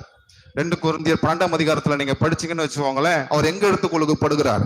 பரதேசிக்கு எடுத்துக்கொள்ளப்படுகிறார். எப்படி பரதேசிக்கு எடுத்துக்கொள்ளப்பட்டிருக்க முடியும்? அவர் ஸ்பிரிட்ல என்ன பண்றாரு? பரதேசியை பாக்குறாரு. இயேசு கிறிஸ்து தேவ சிங்காசன ஸ்தேவானை அடிக்கும் போது ஸ்தேவான் எதை பார்க்கிறாரு? தேவ சிங்காசனத்தை ஆவிக்குரிய கண்களிலே பார்க்கிறார். எலிசா ஆவிக்குரிய கண்களின் மூலமாக 25,000 படைகளை அவர் பார்க்கிறார். அப்போ உங்களுக்கும் எனக்கும் ஆவிக்குரிய கண்கள் கொடுக்கப்பட்டிருக்கிறது. நான் தரிசித்து நடக்கிறவனா இல்ல, நான் விசுவாசித்து நடக்கிறவனா இருக்கிறேன். ஆவியிலே பார்த்து, என்னுடைய சூழ்நிலைகளை பார்த்து நான் நடக்கிறவன் அல்ல. ஏனால் சூழ்நிலை என் ஆவிக்குரிய மனுஷனுக்கு பொய்யாக இருக்கிறது. ஆவிக்குரிய மனுஷனுக்கு தேவன் உண்டாக்கினது உண்மையா இருக்கிறது, சத்தியமா இருக்கிறது. ஆமென். தேவன் ஆயத்தமாக்கினதை கண் காணவும் இல்லை, காது கேட்கவும் இல்லை, மனுஷனுடைய இருதயத்திலே தோன்றவும் இல்லை. ஆனால் எவரிடத்தில் அன்பு கூறுகிறாரோ அதை தேவன் அந்த மனுஷனுக்கு வெளிப்படுத்துகிறவளா இருக்கிறார். ஆகவே நம்முடைய சூழ்நிலை நெகட்டிவா இருக்கலாம், நம்முடைய சூழ்நிலை சாத்தியமே இல்லாம இருக்கலாம். ஆனால் ஆவிக்குரிய கண்கள் இருந்தது என்று சொன்னால், இந்த ஆவிக்குரிய கண்கள் சூழ்நிலையை ஒரு நாளும் பார்க்காது. தேவன் உங்களுக்கு என்ன ஆயத்தமாக்கி வைத்திருக்கிறாரோ, என்ன வெற்றியை வச்சிருக்காரோ, தேவன் எதை உங்களுக்கு கொடுக்க போறாரோ அதை நீங்கள் பார்த்து விசுவாசத்துல நீங்கள் நடக்கிறவர்களா இருப்பீர்கள். விசுவாசத்துல எல்லாத்தையும் ஜெயிக்கிறவர்களாக நீங்கள் இருப்பீர்கள். ஆகவே you must be in the spirit. நீங்கள் ஆவியில நீங்கள் இருக்கிறவளா இருக்க வேண்டும், மாம்சத்துல நீங்க இருக்கக்கூடாது. இன்னைக்கு நிறைய பிரசங்கியார் வசனத்தை மாத்திரம் பேசுகிறார்கள், ஆனால் ஆவிக்குரிய ரீதியிலே வாழ்வது என்னன்னு அப்படின்னு தெரிய மாட்டேங்குது இல்லையா? நம்ம என்ன பண்ணுகிறோம், ஆவிக்குரிய ரீதியிலே நம்ம வாழுகிறபடினாலே பிசாசை மேற்கொள்ள முடியும். இந்த உலகத்தில் இருக்கக்கூடிய இயற்கையான சூழ்நிலைகளை அதமாக்கி நம்ம இந்த உலகத்தில் இயற்கைக்கு அப்பாற்பட்ட வாழ்க்கையை நாம வாழ வேண்டும். அப்போ நம்ம இந்த வசனத்தை நாம நம்முடைய வாழ்க்கையில் அபியாசிக்க வேண்டும் என்றால், நான் பேசுகிற வசனம் ஆவியாயும் ஜீவனுமாயும் இருக்குது என்று சொல்றார். அப்போ இந்த ஆவிக்குரிய வார்த்தையை ஆவிக்குரிய மனுஷனால மாத்திரம்தான் ஃபாலோ பண்ண முடியுமே தவிர மாம்சத்துல இருக்கிற எந்த மனுஷனும் ஃபாலோ பண்ண முடியாது. விசுவாசத்தினால நான் நியாயப்பிரமாணத்தை உடைக்கிறேனா? இல்ல, நியாயப்பிரமாணத்தை நிறைவேற்றுகிறவனா இருக்கிறேன். ஏனெனில் நியாயப்பிரமாணம் ஆவிக்குரியதா இருக்கிறது. அப்போ தேவனால மாத்திரம்தான் நியாயப்பிரமாணத்தை கடைபிடிக்க முடியும். அப்போ நீங்கள் இயேசு கிறிஸ்து விசுவாசிக்கும் போது விசுவாசத்துக்குரியவர்களா இருக்கிறபடினால் நியாய பிரமாணத்தை நீங்கள் நிறைவேற்றுகளா இருப்பீர்கள். இந்த உலகத்துல வெற்றி உள்ள வாழ்க்கையை வாழ முடியும், பரிசுத்தமான வாழ்க்கையை நீங்க வாழ முடியும். ஆகையினால அந்நிய பாஷை பேசுறது ஒண்ணுமே புரிய மாட்டேங்குது, என்னத்துக்கு பேசணும், பேசாம இருந்துடலாம். இல்லைங்க, உங்களுக்கு புரியலினாலும் யாருக்கு புரியுது? தேவனுக்கு புரியுது. ஏன்னா அது தேவன் நமக்கு கொடுத்த ஒரு மொழியாக இருக்கிறது. இது பிசாசுனாலே அண்டர்ஸ்டாண்ட் பண்ண முடியாது, மனுஷனாலே புரிஞ்சு கொள்ள முடியாது. ஆனால் நீங்கள் பேசுகிறது தேவனாலே புரிந்து கொள்ள முடியும். நீங்க ஜெபம் பண்ணல, உங்களுக்குள் இருக்கிற பரிசுத்த ஆவியானவர் உங்களுக்குள்ள இருந்து என்ன பண்றாரு? ஜெபம் பண்றவரா இருக்கிறார். இப்ப நீங்க அந்நிய பாஷை பேசுறீங்கன்னா எதை பேசுறீங்க? ரகசியங்களை நீங்கள் பேசுறீங்க. You speak the secret things of God. நீங்கள் தேவனுடைய ரகசியத்தை, தேவனோட கூட ரகசியங்களை பேசுறீங்க. என்ன ரகசியம்? தேவன் உங்களுக்கு ஆயத்தமாக்கி வச்சிருக்கிறது ஒரு ரகசியமா இருக்கிறது. சுவிசேஷம் ரகசியமா இருக்கிறது. சுவிசேஷம் பழைய ஏற்பாட்டு காலத்தில் இருக்கக்கூடிய மனுஷனுக்கு மறைக்கப்பட்டிருந்தது. ஆனால் இன்றைக்கு பரிசுத்த ஆவியின் மூலமாக இந்த சுவிசேஷம் நமக்கு வெளிப்படுத்தப்பட்டிருக்கிறது. அப்ப அந்நிய பாஷை பேசும்போது ரகசியத்தை பேசுறீங்க. ஆண்டவர் உங்களுக்கு என்ன வச்சிருக்காரோ, என்னத்தை ஆயத்தமாக்கி வச்சிருக்காரோ அதெல்லாம் நீங்க என்ன பண்றீங்க? பாக்குறீங்க. அப்போ அதை பார்க்கும்போது உங்களுக்குள்ள என்ன வரும்? விசுவாசம் வரும். தேவனுடைய வார்த்தையில மாத்திரம் விசுவாசம் வராது. விசுவாசம் பாருங்க 3 விதமாக வரும். விசுவாசம் கேள்வினால் வரும், கேள்வி தேவனுடைய வசனத்தினாலே வரும். First point. இன்னொன்னு, விசுவாசம் பரிசுத்த ஆவியினாலே வருகிறது. 9 வரத்துல நீங்க பாத்தீங்கன்னா அது ஒரு வரம் என்னது? விசுவாசம். ஆபிரகாம் காலத்துல விசுவாசங்கிறது பாத்தீங்கன்னா பைபிள்ங்கிறது ஒண்ணு கிடையாது, பிரசங்கியார் ஒண்ணு கிடையாது, சர்ச்சு கிடையாது. ஆனால் அவர் எப்படி தேவனுக்குள்ள அவர் விசுவாசமா இருந்தாரு. அவர் தேவனுடைய வார்த்தையை அறிக்கை செய்வதா இருந்தார். தேவனுடைய வார்த்தையை அவர் நம்புகிறவராக இருந்தார் இல்லையா? அப்போ இன்னைக்கு நம்ம அசாதாரணமான வாழ்க்கை, நம்ம பிசாசு ஓட்டணும்னா யூ மஸ்ட் பி ஸ்பிரிட். நீங்க ஸ்பிரிட்ல இருந்தீங்கன்னா பிசாசு ஈஸியா ஓட ஆரம்பிக்கும். ஏன்னா பிசாசு எப்படி இருக்கிறான்? ஆவிக்குரிய ரீதியில இருக்கிறான். இப்போ வியாதி எதுல இருக்குது? ஆவிக்குரிய ரீதியில இருக்குது. மரணம் எதுல இருக்குது? ஆவிக்குரிய ரீதியில இருக்குது. அப்போ நீங்க ஸ்பிரிட்ல இருந்தீங்கன்னா ஆவிக்குரிய ரீதியில இருக்கக்கூடிய எந்த ஒரு பிசாசினுடைய கிரிகளையும் நீங்கள் அழிக்க முடியும், நீங்கள் மேற்கொள்ள முடியும் இல்லையா? நீங்க மாம்சத்துல இருந்துட்டு எவ்வளவு முக்கி ஜெபம் பண்ணாலும், இந்த அபிஷேகம் வாங்காத ஆளுங்க ஜெபம் பண்ணா பிசாசு ஓடாது. எவ்வளவு ஜெபம் பண்ணாலும் பிசாசு அப்படியேதான் இருக்கும், வியாதி சுகமாகாது. ஆனால் அபிஷேகம் பெற்ற ஒரு நபரால மாத்திரம்தான் வியாதிய சுகமாக்க முடியும். அதான் ஏசாமி சொல்றார், கட்டுண்டவர்களை விடுதலையாக்கும், வியாதியஸ்தலை சொஸ்தமாக்கும், தரித்திரத்துக்கு சுவிசேஷத்தை அறிவிக்கும் தேவன் என்னை அபிஷேகம் பண்ணினார். அப்ப அந்த அனாயிண்டிங் என்ன பண்ணுது, உங்களுக்குள்ள வேலை செய்யறபடினால பரிசுத்த ஆவியானவர் உங்களை என்ன பண்றாரு, உயிர்ப்பிச்சிருக்கிறபடினால் நீங்கள் எளிமையாக ஈஸியாக எல்லா பிசாசின் கிரிகளையும் மேற்கொள்வதற்கு பரிசுத்த ஆவியானவர் உங்களுக்கு உதவி செய்கிறார். இங்க பாத்தீங்கன்னா 1 கொரிந்தியர் 14:2 ஏனெனில் அந்நிய பாஷையில் பேசுகிறவன் ஆவியினாலே ரகசியங்களை பேசினாலும் அவன் பேசுகிறதை ஒருவனும் அறியாதிருக்கிறபடினாலே அவன் மனுஷனிடத்தில் பேசாமல் தேவனிடத்திலே பேசுகிறான். இப்போ நீங்க அந்நிய பாஷையில பேசுற போது எதை பேசுறீங்க, ரகசியத்தை பேசுறீங்க. அது என்ன ரகசியம், தேவன் உங்களுக்கு வைத்திருக்கிற திட்டங்களை நீங்கள் பேசுறீங்க, தேவன் உங்களுக்கு ஆயத்தமாக்கி வச்சிருக்கிற காரியத்தை பேசுறீங்க, அது உங்களுக்கு வெளிப்படக்கூடியதா இருக்குது. தேவன் நமக்கு சாதாரண வாழ்க்கைய, சாதாரண தரிசனத்தை நமக்குள்ள வைக்கல, நமக்கு முன்பாக வைக்கல. நம்முடைய கற்பனைக்கும் சிந்தனைக்கும் எட்டாத காரியத்தை தேவன் நமக்கு முன்பாக வைத்திருக்கிறார். என்னை நோக்கி கூப்பிடு, அப்பொழுது மறு உத்தரவு கொடுத்து உனக்கு அறியாதும் எட்டாதுமான காரியத்தை நான் செய்வேன். அப்போ நம்முடைய தேவன் பெரிய காரியங்களை செய்கிறவர். நம்ம சாதாரண மனுஷர்களா இருக்கலாம், ஒரு சாதாரண குடும்பத்துல நம்ம பிறந்திருக்கலாம், ஆனால் தேவன் நம்மளை வைத்து பெரிய காரியங்களை அவர் செய்யக்கூடியவரா இருக்கிறார். மோசே பாத்தீங்கன்னா ஒரு திக்குவாயனா இருந்தான் இல்லையா, ஒரு திக்குவாயனா அவனால ஆடுதான் மேய்க்க முடியும். ஆனால் தேவனுடைய கிருபையை மோசேன் மூலமாக வைத்த போது ஆண்டவர் அவனை யுத்தத்துக்கு அனுப்புறாரு. மோசே கேட்கிற, ஆண்டவரே நான் யுத்தத்துக்கு போறேன், எனக்கு உடைய கொடுங்க, எனக்கு துப்பாக்கியை கொடுங்க, கத்திய கொடுங்கன்னு கேட்கும் போது, உன் கையில என்னப்பா இருக்குதுன்னு கேட்கிறாரு. என் கையில குச்சி தான் இருக்குது, போ இதை வச்சு நான் என்ன பண்ண போறேன், பெரிய காரியத்தை செய்ய போறேன் அப்படிங்கிறாரு. அப்போ ஊழியம் என்பது, இந்த வாழ்க்கை என்பது தேவன் நமக்கு கொடுத்தது. இப்ப நம்மளுடைய பார்ட் என்ன, நம்முடைய பார்ட் இந்த உலகத்துல ஒண்ணுமே கிடையாது. தேவன் தான் நம்மளை வச்சு எல்லா காரியத்தையும் அவர் என்ன பண்ண போறாரு, செய்ய போறாரு. நம்ம பார்ட் ஒண்ணுமே கிடையாது. நாம என்னைக்கு அங்க போய் நிக்கிறோமோ, என்னைக்கு நம்ம சுயமா ஸ்டெப் எடுக்கிறோமோ, அப்போ அங்க ஒண்ணுமே நடக்காது. நம்ம ஒரு சாதாரண மனுஷனா இருக்கலாம். முதல்ல நம்ம யாருன்னா, நம்ம ஒரு சாதாரண ஹியூமன் பீயிங், நம்ம மரித்து போன மனுஷங்க. ஆனால் தேவ கிருபையினால நம்மளை தேவன் உயிர்ப்பித்தார். நம்மளால ஒன்னும் நடக்க போறது கிடையாது. ஆனால் மோசே மாதிரி நம்ம கீழ்ப்படிந்து நம்ம கிட்ட என்ன இருக்குதோ அது போதும். ஆனால் இயற்கைக்கு அப்பாற்பட்ட வல்லமை நமக்குள் இருக்கிறவர், உலகத்தில் இருக்கிறவனை விட நமக்குள் இருக்கிற தேவன் பெரியவரா இருக்கிறார். அப்போ நாம போய் அந்த ஸ்பிரிட்ல போய் நிற்கும் போது ஆவியானவர் நமக்கு பதிலாக அந்த இடத்துல அவர் கிரியை செய்கிறவரா இருக்காரு. அவர் பெரிய காரியத்தை அவர் செய்ய போறாரு, அற்புதமான காரியத்தை செய்ய போறாரு. நம்முடைய கற்பனைக்கும் நம்முடைய சிந்தனைக்கும் எட்டாத காரியங்கள் எல்லாம் நம்முடைய வாழ்க்கையில நடக்க போகுது. நம்ம சாதாரணமாக இந்த உலகத்துல நம்ம ஜீவிக்க போகிறவர்கள் அல்ல, நாம் அசாதாரணமாக இந்த உலகத்துல நம்ம ஜீவிக்க போகிறோம்.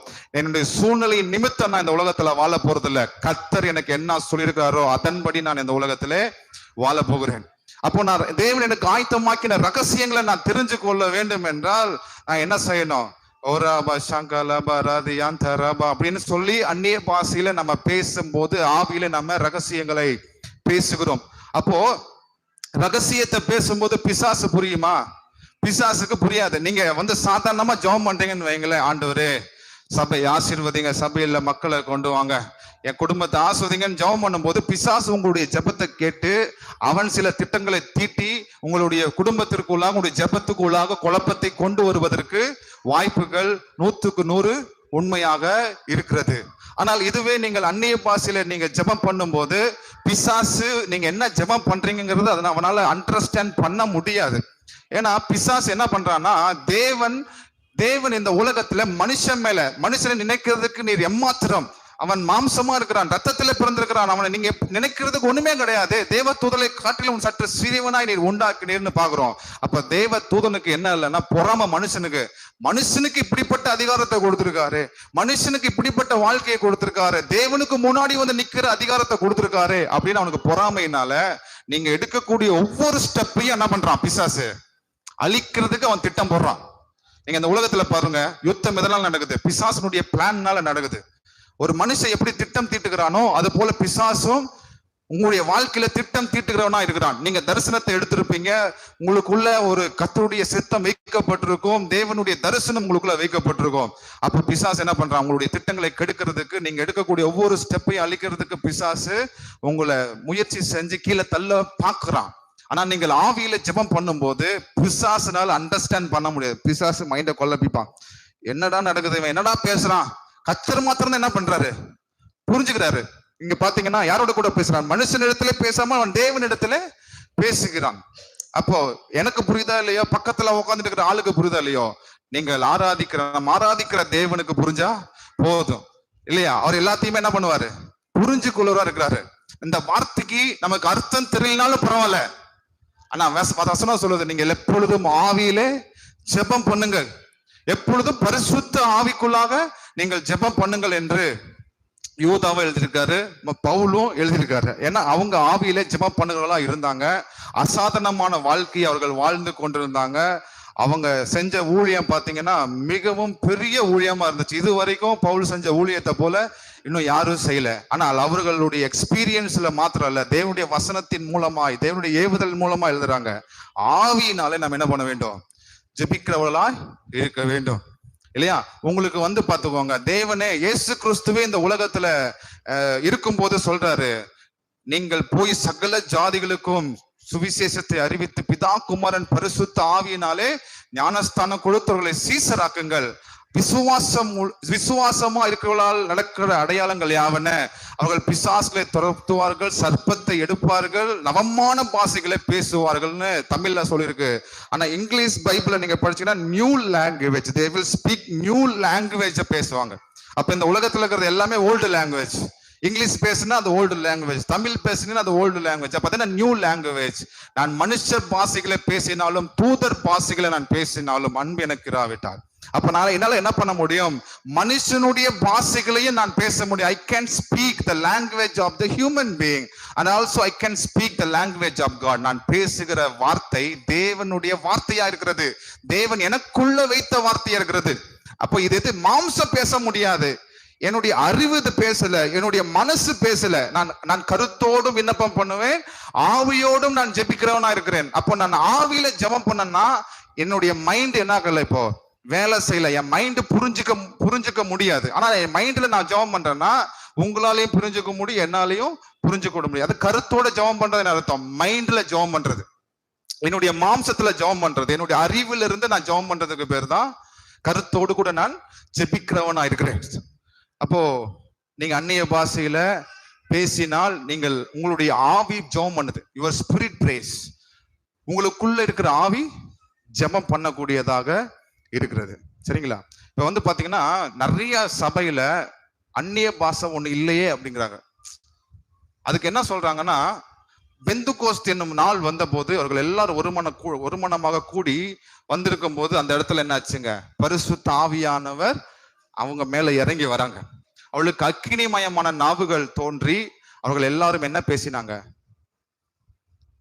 அந்த இடத்துல பெந்துகோஸ்த் என்ன நாள் வந்த போது யாரெல்லாம் கூடி வந்தாங்க, பார்த்தரும் மேத்தரும் எல்லாமேத்தரும் அந்த இடத்துல கூடி வந்தாங்க இல்லையா? பல தேசத்துல இருந்து. இப்ப நான் தமிழ் பேசுறேன், என்னுடைய குடும்பம், சில குடும்பம் ஆந்திரா போயிருச்சு, சில குடும்பம் கேரளா போயிருச்சு, சில குடும்பம் ஹிந்தி நாட்டுக்கு போயிருச்சு, வட இந்தியா போயிருச்சு, இப்படி பல தேசத்துக்கு அது பிரிஞ்சு போயிருச்சு. அப்போ அந்த பெந்துகோஸ்து பண்டிகை வரும்போது, பெந்துகோஸ்து பண்டிகைனா என்ன அர்த்தம்னா நியாயப்பிரமாணம் கொடுக்கப்பட்ட நாளுக்கு பேர் தான் பெந்துகோஸ்து பண்டிகை. அந்த பெந்துகோஸ்து பண்டிகையில தான் தேவன் என்ன பண்றாரு, ஆவிய டிரான்ஸ்மிஷன் பண்றாரு. நியாயப்பிரமாணத்தை தூக்கிட்டு ஆவிய என்ன பண்றாரு, கொண்டு வந்து வைக்கிறாரு.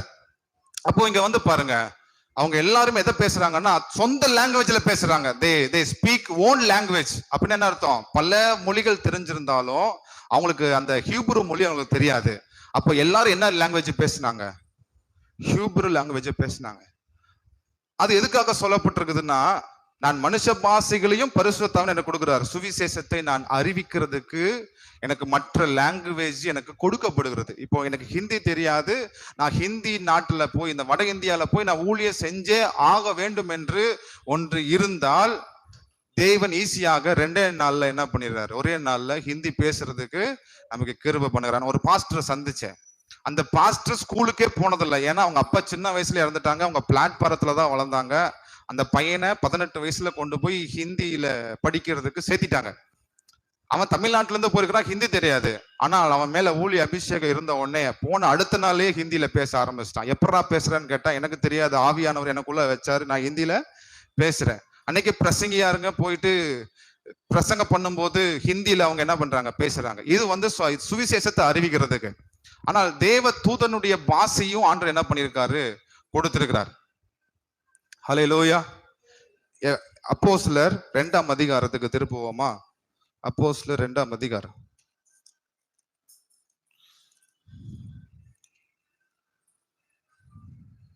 3வது வசனம். அல்லாமலும் அக்கினிமயமான நாவுகள் போல பிரிந்திருக்கும் நாவுகள் அவர்களுக்கு காணப்பட்டு அவர்கள் ஒவ்வொரு மேலும் வந்து அமர்ந்தது. அவர்கள் எல்லாரும் பரிசுத்த ஆவியினாலே நிரப்பப்பட்டு ஆவியானவர் தங்களுக்கு தந்தருளின வரத்தின்படியே வெவ்வேறு பாஷைகளிலே பேச தொடங்கினார். மேலேயே சொல்லிட்டாங்க, அவங்க சொந்த லாங்குவேஜ்ல மாத்திரம் பேசல, டிஃப்ரெண்ட் லாங்குவேஜஸ்ல, அவங்களுக்கு தெரியாத லாங்குவேஜஸ்ல அவங்க என்ன பண்றாங்க, பேச ஆரம்பிக்கிறாங்க இல்லையா? அதே போல அப்போஸ்தலர் 19ஆம் அதிகாரத்துல பவுல் தலைமையில கை வச்சு ஜெபம் பண்றார்.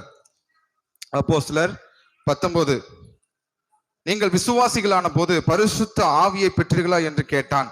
அதற்கு அவர்கள் பரிசுத்த ஆவி உண்டு என்பதை நாங்கள் கேள்விப்படவே இல்லை என்றார்கள். அப்பொழுது அவன், அப்படியானால் நீங்கள் எந்த ஞானஸ்தானம் பெற்றீர்கள் என்றான். அதற்கு அவர்கள் யோவான் கொடுத்த ஞானஸ்தானம் பெற்றோம் என்றார்கள். அப்பொழுது பவுல், யோவான் தனக்கு பின் வருகிறவராகிய கிறிஸ்து இயேசுவில் விசுவாசமா இருக்க வேண்டும் என்று ஜனங்களுக்கு சொல்லி மனம் திரும்புதலுக்கு ஏற்ற ஞானஸ்தானத்தை கொடுத்தானே என்றான். இதை கேட்டபோது அவர்கள் கர்த்தராகிய இயேசுவின் நாமத்தில் ஞானஸ்தானம் பெற்றார்கள். அல்லாமலும் பவுல் அவர்கள் மேல் கைகளை வைத்த போது பரிசுத்த ஆவி அவர்கள் மேல் வந்தார். அப்பொழுது அவர்கள் அந்நிய பாஷைகளை பேசி தீர்க்க தரிசனம் சொன்னார்கள். ஹல்லேலூயா. வீட்டுல போய் படிச்சு பாருங்க. 8ஆம் அதிகாரத்துல படிங்க, 10ஆம் அதிகாரத்துல படிச்சு பாருங்க, அப்புறம் 19ஆம் அதிகாரத்துல நீங்க படிச்சு பாருங்க. இவங்க எல்லாருமே பேதுரு ஜெபம் பண்ணும் போது எல்லாரும் அந்நிய பாஷையில பேசி தீர்க்க தரிசனம் சொல்றாங்க. இப்ப யோசிச்சு பாருங்க, நான் இங்கிலீஷ்ல பேசுறேன், இங்கிலீஷ்ல பேசும்போது நான் தீர்க்க தரிசனம் சொல்ல முடியுமா? ஹல்லேலூயா. தீர்க்க தரிசனம் என்ன? நான் ஆவிக்குரிய மண்டலத்துல என்னத்தை பாக்குறேனோ அதை சொல்றதுக்கு பேர் தான் தீர்க்க தரிசனம். தீர்க்கமா சொல்றதுக்கு பேர் தான் தீர்க்க தரிசனம் இல்லையா? அப்போ அந்நிய பரிசுத்த ஆவினர் எங்கெல்லாம் வராரோ மாம்சமான யாவர் மேலும் என்னுடைய ஆவியை ஊற்றுவேன். அப்பொழுது வாலிபர்கள் சொப்பனத்தை காண்பார்கள், முதியோர்கள் என்ன பண்ணுவாங்க, தீர்க்க தரிசனத்தை சொல்லுவார்கள், சொப்பனத்தை காண்பார்கள் சொல்லி நம்ம பாக்குறோம். அப்போ ஆவியானவர் நமக்குள்ள வரும்போது நம்ம எப்படி மாறுகிறோம்? ஸ்பிரிட்டா மாறுகிறோம். ஸ்பிரிட்டா நம்ம மாறுறோம். நம்முடைய மாம்சம் என்ன செய்யாது, வேலை செய்யாது. நீங்க இப்ப சாதாரணமா ஜெபம் பண்றீங்கன்னு வைங்களேன், மணிக்கணக்கில் நான் தேவனோடு கூட அமரணும் அப்படின்னு சொல்லி சொன்னா நம்மளால முடியாது. இப்ப நீங்க சாதாரணமா ஜெபம் பண்றீங்க, ஆண்டவரே ஆபீஸ்ல எனக்கு பிரச்சனை இருக்குது, அதை சால்வ் பண்ணுங்கன்னு சொல்லும் போது நம்முடைய எண்ணத்துல எல்லாம் என்ன உண்டாகுது, கவலை உண்டாகுது. அதை சொல்லி பேசும்போது பிரச்சனையை யோசிக்கிறோம், நம்ம டயர்ட் ஆயிடுறோம். சரீரம் ஆவி உற்சாகம் உள்ளது, ஆனால் சரீரமோ பலவீனம் உள்ளதா இருக்குது. இப்போ என்னுடைய சொந்த லாங்குவேஜ்ல, தமிழ் லாங்குவேஜ்ல நான் ப்ரேயர் பண்றேன். என்னுடைய மாம்சம் என்ன ஆயிடுச்சு, உலகத்துல எவ்வளவு பிரச்சனைகளை பாக்குறோமா இல்லையா? உலகத்துல அநேக பிரச்சனைகளை பாக்குறோம். அப்ப பேச பேச 10 நிமிஷம் நம்ம ஜெபம் பண்ணுவோம், மேக்சிமம் 1/4 மணி நேரம் ஜெபம் பண்ணுவோம், 1 மணி நேரம் ஜெபம் பண்ணுவோம். அப்போ நான் ஸ்பிரிட்ல பேசும்போது நான் எதை பாக்குறேன், பாசிட்டிவான காரியத்தை நான் பாக்குறேன். தேவன் எனக்கு வச்சிருக்கிற சொல்யூஷனை நான் பாக்குறபடினால என்னுடைய ஆவி என்ன ஆகுது, உற்சாகம் அடைகிறபடினாலே நான் மணிக்கணக்குல தேவ சமூகத்துல உட்கார்றதுக்கு இந்த அந்நிய பாஷை உதவி செய்யக்கூடியதா இருக்குது. அநேக தேவ மனுஷர்களுடைய சாட்சியை நீங்க கேட்டீங்கன்னா, என்ன சீக்ரெட், நீங்க எப்படி மணிக்கணக்குல பிரேயர்ல உட்காடுறீங்க? சில பேர்லாம் பாத்தீங்கன்னா விடிய ஜெபம் பண்றாங்க. காலை மதியம் நைட்டு ஒரு 10 மணிக்கு உட்காந்தாங்கன்னா காலைல 6 மணிக்கு தான் எந்திரிப்பாங்க. எவ்வளவு நேரம் பிரதர் ஆச்சு அப்படின்னு சொல்லி கேட்டீங்கன்னா, 10 மணி நேரம் போனது எனக்கு ஏதோ 10 நிமிஷம் போன மாதிரி இருக்குது அப்படின்னு சொல்றதெல்லாம் நான் கேட்டிருக்கிறேன். ஆனா நம்ம 10 நிமிஷம் ஜெபம் பண்றது எவ்வளவு மணி நேரம் போற மாதிரி இருக்குது, 1 மணி நேரம் 2 மணி நேரம் போற மாதிரி இருக்குது. என்னன்னா ஆவிக்குரிய எக்ஸ்பீரியன்ஸ் இல்லாததுனால நம்மளால மணிக்கணக்குல உட்கார முடியல. ஆனா நமக்கு தேவையானது ஒண்ணு, காசு கிடையாது, ஐஸ்வர்யம் கிடையாது, நகைகள்லாம் 2வது பட்சம் தான், அதெல்லாம் செகண்டரி. தேவையானது ஒண்ணு, இயேசு கிறிஸ்து நம்முடைய தேவையா இருக்கிறார். நம்மளை விட்டு எடுபடாத நல்ல பங்கு யாரு, இயேசு கிறிஸ்து. அப்ப அந்த இயேசு கிறிஸ்துவை நம்ம எப்படி தேட வேண்டும், மணிக்கணக்கில் நம்ம தேட வேண்டும். அவருடைய பிரசனத்தை நம்ம வாஞ்சிக்கிறவர்களா நாம் இருக்க வேண்டும். அவருடைய அபிஷேகத்தை நம்ம வாஞ்சிக்கிறவர்களா இருக்க வேண்டும். எனக்கு தேவை நீங்க தான் ஆண்டவர், எனக்கு வேற எதுவுமே கிடையாது. இயேசு நம்ம வாழ்க்கையில வந்துட்டாருன்னா இந்த உலகத்துல எல்லாமே நம்முடைய வாழ்க்கையில வந்த மாதிரி. ஆனா இயேசு மாத்திரம் நம்ம வாழ்க்கையில இல்லாம எல்லாத்தையுமே நம்ம தேடலா இருந்தோம்னா சொன்னா நான் எதுவுமே இந்த வாழ்க்கையில இந்த நம்முடைய இந்த ஆவிக்குரிய வாழ்க்கையில எதையுமே நம்ம பெற்றுக்கொள்ள முடியாது. ஏன்னால் இந்த வாழ்க்கை கிருபையா இருக்கிறது. இது கிருபை செய்ய முடியாது, நம்ம கிரியை செய்ய முடியாது. நம்ம இஸ்மவேல் கிடையாது, நம்ம ஈசாக்கா இருக்கிறோம். இஸ்மவேல் என்பவன் கிரியை செய்துதான் ஆகணும். அவன் கிரியை செஞ்சாதான் எல்லாமே அவனுக்கு வர ஆரம்பிக்கும். ஆனால் ஈசாக்கு கிரியை செய்யாமலேயே அவனுக்கு எல்லா சுதந்திரமும் அவனுக்கு வரக்கூடியதா இருக்கிறது. அப்போ நாம எல்லாம் யாருன்னா ஈசாக்கா இருக்கிறோம், ஆபிரகாமின் சந்ததியா இருக்கிறோம். நம்ம கிரியை செய்ய வேணாம். தேவ பிரசனத்துல நீங்க உக்காந்தாவே அவர் நமக்கு பதிலாக நாம் எதையெல்லாம் செய்ய வேண்டும் என்று நம்ம நினைக்கிறோமோ நமக்கு பதிலாக ஆண்டு எல்லாத்தையும் நமக்காக செய்ய வல்லவரா இருக்கிறார். அப்ப நம்முடைய வேலை என்ன? Sitting in the presence of God. நம் தேவனுடைய சமூகத்துல நம்ம உட்கார வேண்டும். என்ன வேணும்? முதலாவது தேவனுடைய ராஜ்யத்தையும் அவருடைய நீதியும் தேடுங்கள், அப்பொழுது எல்லாம் உங்களுக்கு கூட கொடுக்கப்படும் என்று தேவன் சொல்றார். முதல்ல எதை தேடணும்? தேவனுடைய பிரசனத்தை தேடணும், தேவ சமூகத்தை நாம் தேட வேண்டும், கிறிஸ்துவை முதல்ல நம்ம தேட வேண்டும். முதல்ல நம்முடைய பிரையாரிட்டி எதுல இருக்கணும்? கிறிஸ்துவ மேல இருக்கணும். மரியாட்ட சொல்றார், நீயோ அநேக காரியத்தை குறித்து கவலைப்பட்டுட்டு இருக்கிற, என்னை பிரியப்படுத்த நீ நினைக்கிற, அது பண்ணணும் இது பண்ணணும்னு நினைக்கிற, ஆனால் இவளோ தன்னை விட்டு எடுப்படாத நல்ல பங்கை தெரிந்து கொண்டார். அப்போ நம்ம கிட்ட இருந்து எடுப்படாத ஒரு நல்ல பங்கு யாருன்னா இயேசு கிறிஸ்து மாத்திரம்தான். இயேசு நம்ம வாழ்க்கையில பூரணமா இருக்கிறாருன்னு சொன்னா அவருக்கு இயேசுவுக்கு கொஞ்சம் இடம் இல்ல, 10% அல்ல, 20% அல்ல, முழுமையா 100% என்ன ஆளுகை செய்ய ஆரம்பிங்க ஆண்டவரே. என் வாழ்க்கையை ஆளுகை செய்ய ஆரம்பிங்க ஆண்டவரே. என்னுடைய ஆத்துமாவை, ஆவிய, என் குடும்பத்தை என்ன ஆளுகை செய்ய ஆரம்பிங்க ஆண்டவரேன்னு சொல்லி முழுமையாக நீங்கள் இயேசுவை தேடுகிறவளாய் நீங்கள் இருந்தால் இந்த உலகத்துல இயேசுவின் மூலமாய் அற்புதமான வாழ்க்கையை நீங்க வாழ முடியும். கர்த்தர் என் மேய்ப்பரா இருக்கிறார், நான் தாழ்ச்சி அடே 5 அப்பம் 2 மீன் எப்படி மல்டிப்ளை ஆச்சு தெரியுமா? தேவனால் ஆச்சு. எப்படின்னு தெரியாது. அதே போல உங்க வாழ்க்கையில எல்லாமே என்ன ஆகும்? மல்டிப்ளை ஆக ஆரம்பிக்கும். அற்புதமான வாழ்க்கை இந்த உலகத்துல நம்ம வாழ முடியும். ஆமென், ஹல்லேலூயா. சோ மணிக்கணக்கில் ஜெபம் பண்ணுமா? ஸ்பீக் பண்ணுங்க. போய் தேவ சமூகத்துல உக்காந்து ஓராபா சங்கலா, புரியுதா புரியலையோ அன்னை பாஷை பேசுங்க. ஒரு வார்த்தை தான் வருதா? அந்த ஒரு வார்த்தையே பேச ஆரம்பிங்க. 2 வார்த்தை வருதா? அந்த 2 வார்த்தையை நீங்க பேச ஆரம்பிங்க. நீங்க பேசிக்கிட்டே இருக்கும்போது உங்களுடைய ப்ரேயர் அவர்ஸ் என்ன ஆகும்? 10 நிமிஷத்துல இருந்து அரை மணி நேரம் ஆகும். அரை மணி நேரத்துல இருக்கிறது 1 மணி நேரம் ஆகும். 1 மணி நேரம் 5 மணி நேரம் ஆகும். 10 மணி நேரமாய் மாற ஆரம்பிக்கும். தேவ சமூகத்துல நீங்க எவ்வளவு நேரம் நீங்கள் உட்காருகிறீர்களோ அவ்வளவு ஆசீர்வாதங்களை ஆவிக்குரிய ரீதியில நீங்க என்ன பண்ண முடியும்? பெற்றுக்கொள்ள முடியும். நிச்சயமா நம்மளால முடியாது, சுய பலத்துல பண்ண முடியாது. இதுவே நீங்கள் ஆவியில இருந்தீங்கன்னா 3 நாள் என்ன 40 நாள் ஃபாஸ்டிங் இருக்கலாம் உங்களால. ஃபாஸ்டிங் எதுக்குன்னா, நான் ஃபாஸ்டிங் இருக்கிறதுனால தேவன் எனக்கு நன்மை செய்யறது கிடையாது. நான் ஏன் ஃபாஸ்டிங்ல உட்காரணும் அப்படின்னு சொல்லி சொன்னா, நான் மற்ற காரியம்லாம் எனக்கு தேவையே கிடையாது. எனக்கு சாப்பாடு தேவையில்லை, மற்ற காரியம் எனக்கு தேவையில்லை, எனக்கு தேவ சமூகம் தான் எனக்கு தேவை அப்படின்னு சொல்லி என்ன பண்ண முடியும்? நம்ம தேவ சமூகத்துல உக்காந்து தேவனை மணிக்கணக்கில் நம்ம என்ன பண்ண முடியும்? தேட முடியும். அப்போ நம்ம சாதாரணமா ஜெபம் பண்ணா ஒரு தரிசனமும் நமக்கு வராது. ஒன்னத்தையும் பார்க்க முடியாது, ஒன்னத்தையும் நம்ம தரிசிக்க முடியாது, ஒன்னத்தையும் நம்ம காண முடியாது. அப்போ இந்த ஆவிக்குரிய வாழ்க்கை ரொம்ப போரா மாறிடும். ஆனா நீங்க ஆவியில நீங்க ஜெபம் பண்ணீங்கன்னா தரிசனத்தை பார்க்கலாம், சொப்பனத்தை காணலாம், அதிசயமான ஆச்சரியமான காரியத்தை பார்க்க முடியும். தேவன் உங்களுக்கு என்ன ஆயத்தமாக்கி வைத்திருக்கிறாரோ எல்லா காரியத்தையும் உங்க வாழ்க்கையில நீங்க பார்க்க முடியும். சரியா? அதனால நம்ம ஒவ்வொரு நாளும் தேவ சமூகத்திலே ஜெபிக்கிறவர்களா இருக்க வேண்டும், தேவ பிரசனத்தை நாடுகளா இருக்க வேண்டும். தேவ சமூகத்துக்கு அடிக்டடா மாறிடணும். நம்ம குடிகாரம் பாத்தீங்கன்னா குடிய விட முடியல பாருங்க, ஏன்னா அதுக்கு அடிக்ஷனா மாறிட்டான். அது மாதிரி நீங்கள் தேவ பிரசனத்துக்கு அடிக்டடா மாறிட்டீங்கன்னு சொன்னா தேவ பிரசனம் இல்லாம வெளியே வரவே மாட்டீங்க. ஜெபம் பண்ணின பின்னாடிதான் நீங்க வர ஆரம்பிப்பீங்க. ஆவிக்குரிய மனுஷன் பாத்தீங்கன்னு வச்சுக்கோங்களேன், ஜெபிக்கலன்னா அவனுக்கு ஏதோ ஒண்ணு தெரியுது, டயர்டு தெரியுது, ஒரு வெறுமை தெரியுது. ஜெபிக்கலன்னா அவன் ஒரு மைண்ட் கொலப்ரிகரேஷனா மாறுகிறத நம்ம பார்க்க முடியும். இப்ப நம்ம சாப்பிடலன்னா என்ன ஆகும்? நம்ம சாப்பிடலன்னா, ஒரு நாள் சாப்பிடலன்னா டயர்டா இருக்கும், 2 நாள் சாப்பிடலன்னா மயக்கம் வர மாதிரி இருக்கும். அது போல ஆவிக்குரிய ஆகாரத்துல நம்ம ஆவியிலே உயிர்ப்பிக்கப்பட்டபடியினால் ஆவிக்குரிய ஆகாரத்தை நாம் சாப்பிடுகளா இருக்க வேண்டும். ஆவிக்குரிய ஆகாரம் என்பது என்ன? தேவனுடைய வார்த்தையா இருக்கிறது, தேவனுடைய பிரசன்னமா இருக்கிறது, தேவனுடைய அபிஷேகமா இருக்கிறது.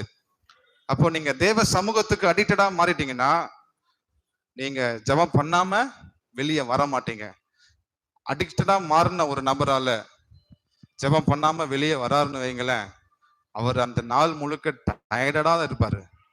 அவருக்குள்ள அந்த கொலப்ரிகேஷன் உண்டாகும், அந்த தெளிவில்லாத ஒரு சிந்தனை உண்டாகும். ஆனா ப்ரேயர்ல போய் உட்காந்து ஜெபம் பண்ணும்போது அவருக்குள்ள என்ன ஆகுது, ஒரு அடிக்ஷன் என்ன ஆகுது, மாறுது. அதனால நம்ம எல்லாரும் யாருன்னா தேவ பிள்ளையா இருக்கிறோம். we are the sons of God. மணிக்கணக்கில் ஜெபம் பண்ணாதான் தேவ பிரசன்னம் வரணும்லாம் கிடையாது. நீங்க போய் உக்காந்துக்கிட்டீங்கன்னாவே தேவனுடைய பிரசன்னம் உங்களுக்குள்ளாக வருகிறதை நீங்கள் பார்க்க முடியும்.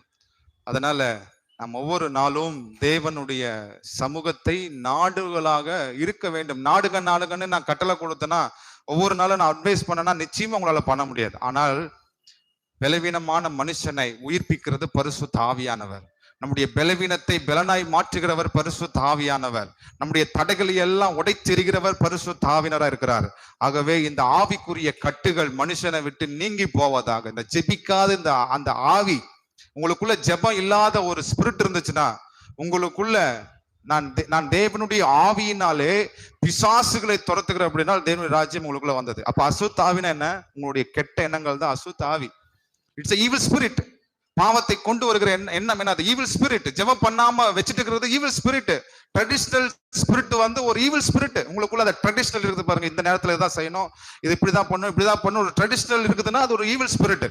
அப்ப தேவ ஆவியினாலதான் நீங்க என்ன செய்யணும், அதை மேற்கொள்ள வேண்டும். சரியா? அப்போ அந்த ஈவில் ஸ்பிரிட், உங்களுக்குள்ள இருக்கக்கூடிய அந்த ஈவில் ஸ்பிரிட்டை துரத்தி அடிங்க.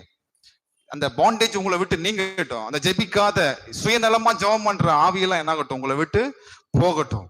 நீங்க தேவனுக்காக நீங்கள் வாழுகிறவர்களாய், தேவனுக்காக ஒப்பு கொடுத்து தேவனுக்காக ஜீவிக்கிற எண்ணம் உடையவர்களாய், தேவ சிந்தை உள்ளவர்களாக நீங்கள் மாற வேண்டும். ஆமென். நான் அப்படிங்கிற அந்த சுயமெல்லாம் உடைக்கப்பட்டுட்டு தேவன் பரிசுத்த ஆவியானவர் இயேசு கிறிஸ்து சொல்லுகிற அந்த காரியத்தை நாம் செய்கிறவர்களாக நாம மாற வேண்டும், இல்லையா? அல்லேலூயா. அதனால அந்நிய பாஷை பேசாதவர்களா இருந்தீங்கன்னு சொன்னா, நீங்கள் தேவனிடத்துல கேட்டீங்கன்னா, உலக மனுஷன் அப்பத்தை கேட்டால் மீனை அப்பத்தை கேட்டால் கல்ல கொடுப்பானா, மீனை கேட்டா பாம்பை கொடுப்பாங்கன்னா, உலக மனுஷனே நல்ல ஈவுகளை கொடுக்க அறிந்திருக்கும் போது பரமபிதா அவைகளை பார்க்கலும் நல்ல ஈவுகளை கொடுக்க அறிந்திருக்கிறார். பரிசுத்த ஆவியானவரே உங்களுக்கு எனக்கு என்ன பண்றாரு, கொடுக்கிறார், இல்லையா? அப்போ நீங்க பரிசுத்த ஆவியை நீங்கள் பெற்றுக்கொள்ளுங்கள். ஜெபம் பண்ணும் பொழுது உங்களுக்குள்ள பரிசுத்த ஆவியின் அபிஷேகம் உங்களுக்குள்ள வர முடியும்.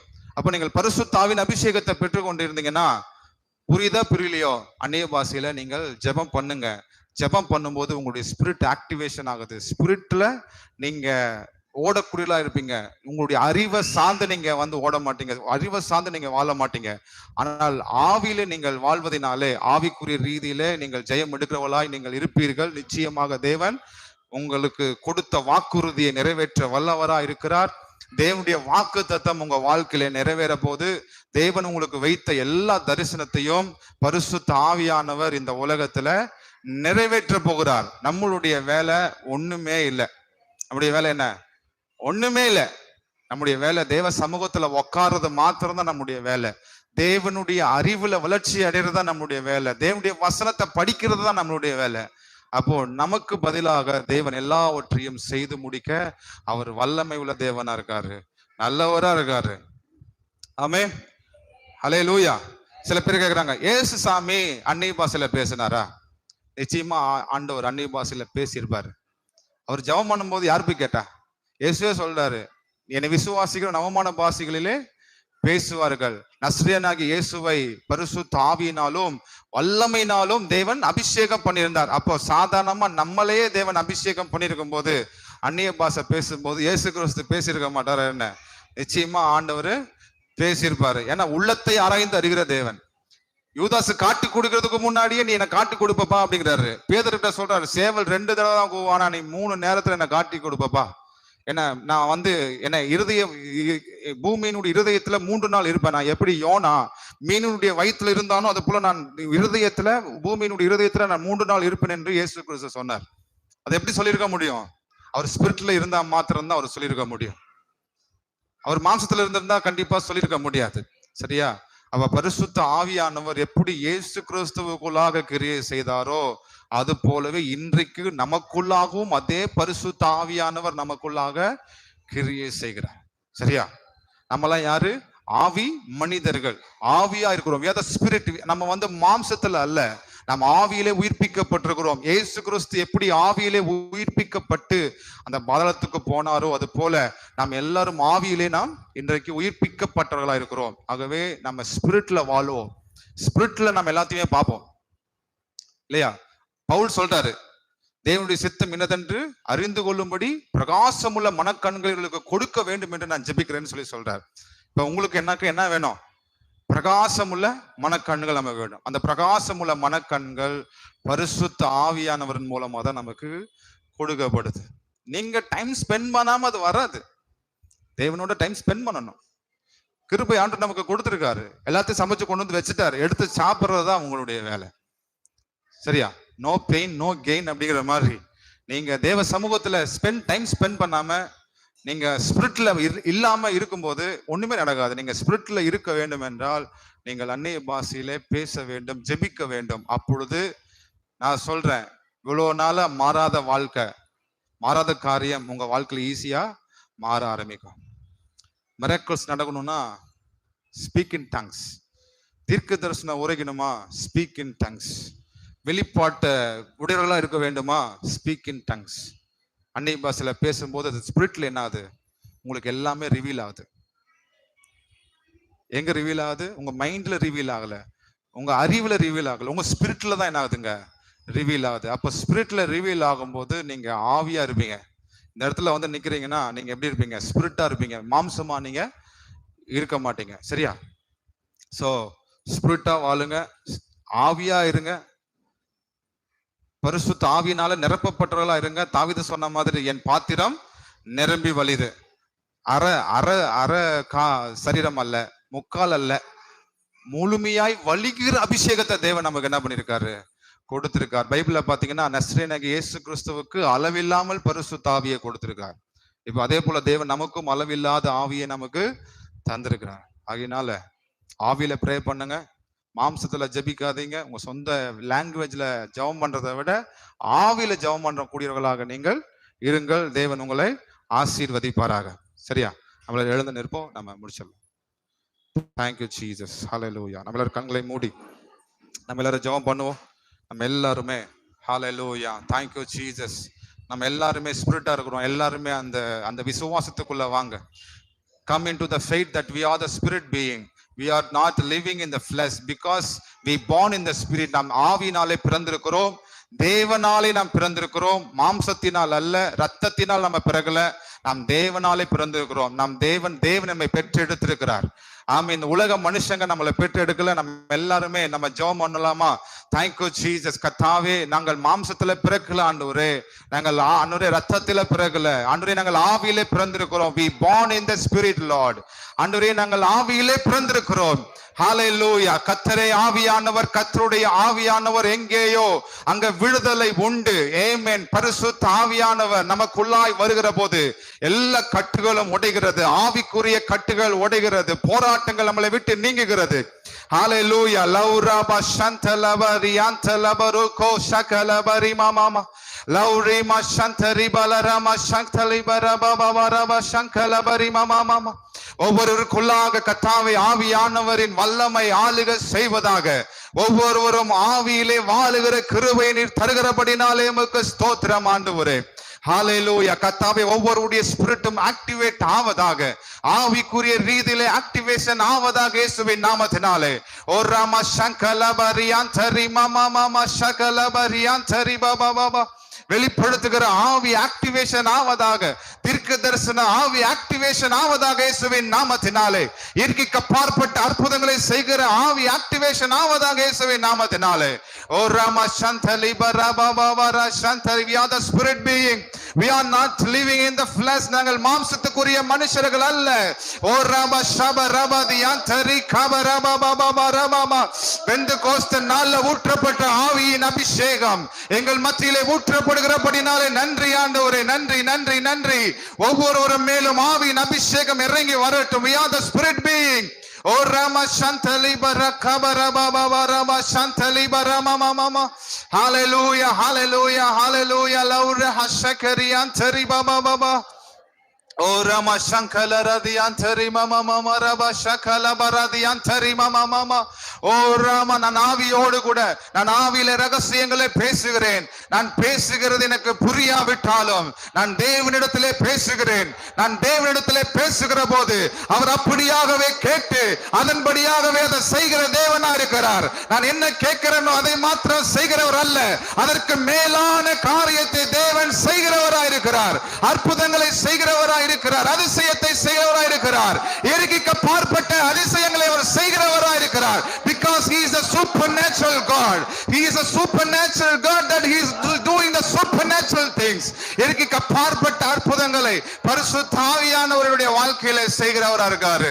ஓ ராமா சந்தரி மன கமரம மம. ஆண்டவரே அப்பா, எங்களுடைய ஆவி ஆத்மா சரீரத்தை ஆண்டவரே உங்களுடைய கரத்துல ஒப்பு கொடுக்கிறோம். ஆண்டவரே நாங்கள் ஆவியாய் வாழ விரும்புகிறோம். ஆண்டவரே இவ்வளவு நாள நாங்கள் ஆண்டவரே வேஸ்ட் பண்ண நாட்கள் எல்லாம் ஆண்டவரே வீணாய் போனது. ஆண்டவரே கர்த்தாவே, நாங்கள் என்னுடைய நேரம் வீணாய் போனது, ஆனால் என்னுடைய நாட்களை நாங்கள் பிரயோஜனப்படுத்தும்படியாய் எங்களுக்கு கிருபை செய்கிறதுக்காய் நன்றி தகப்பனே.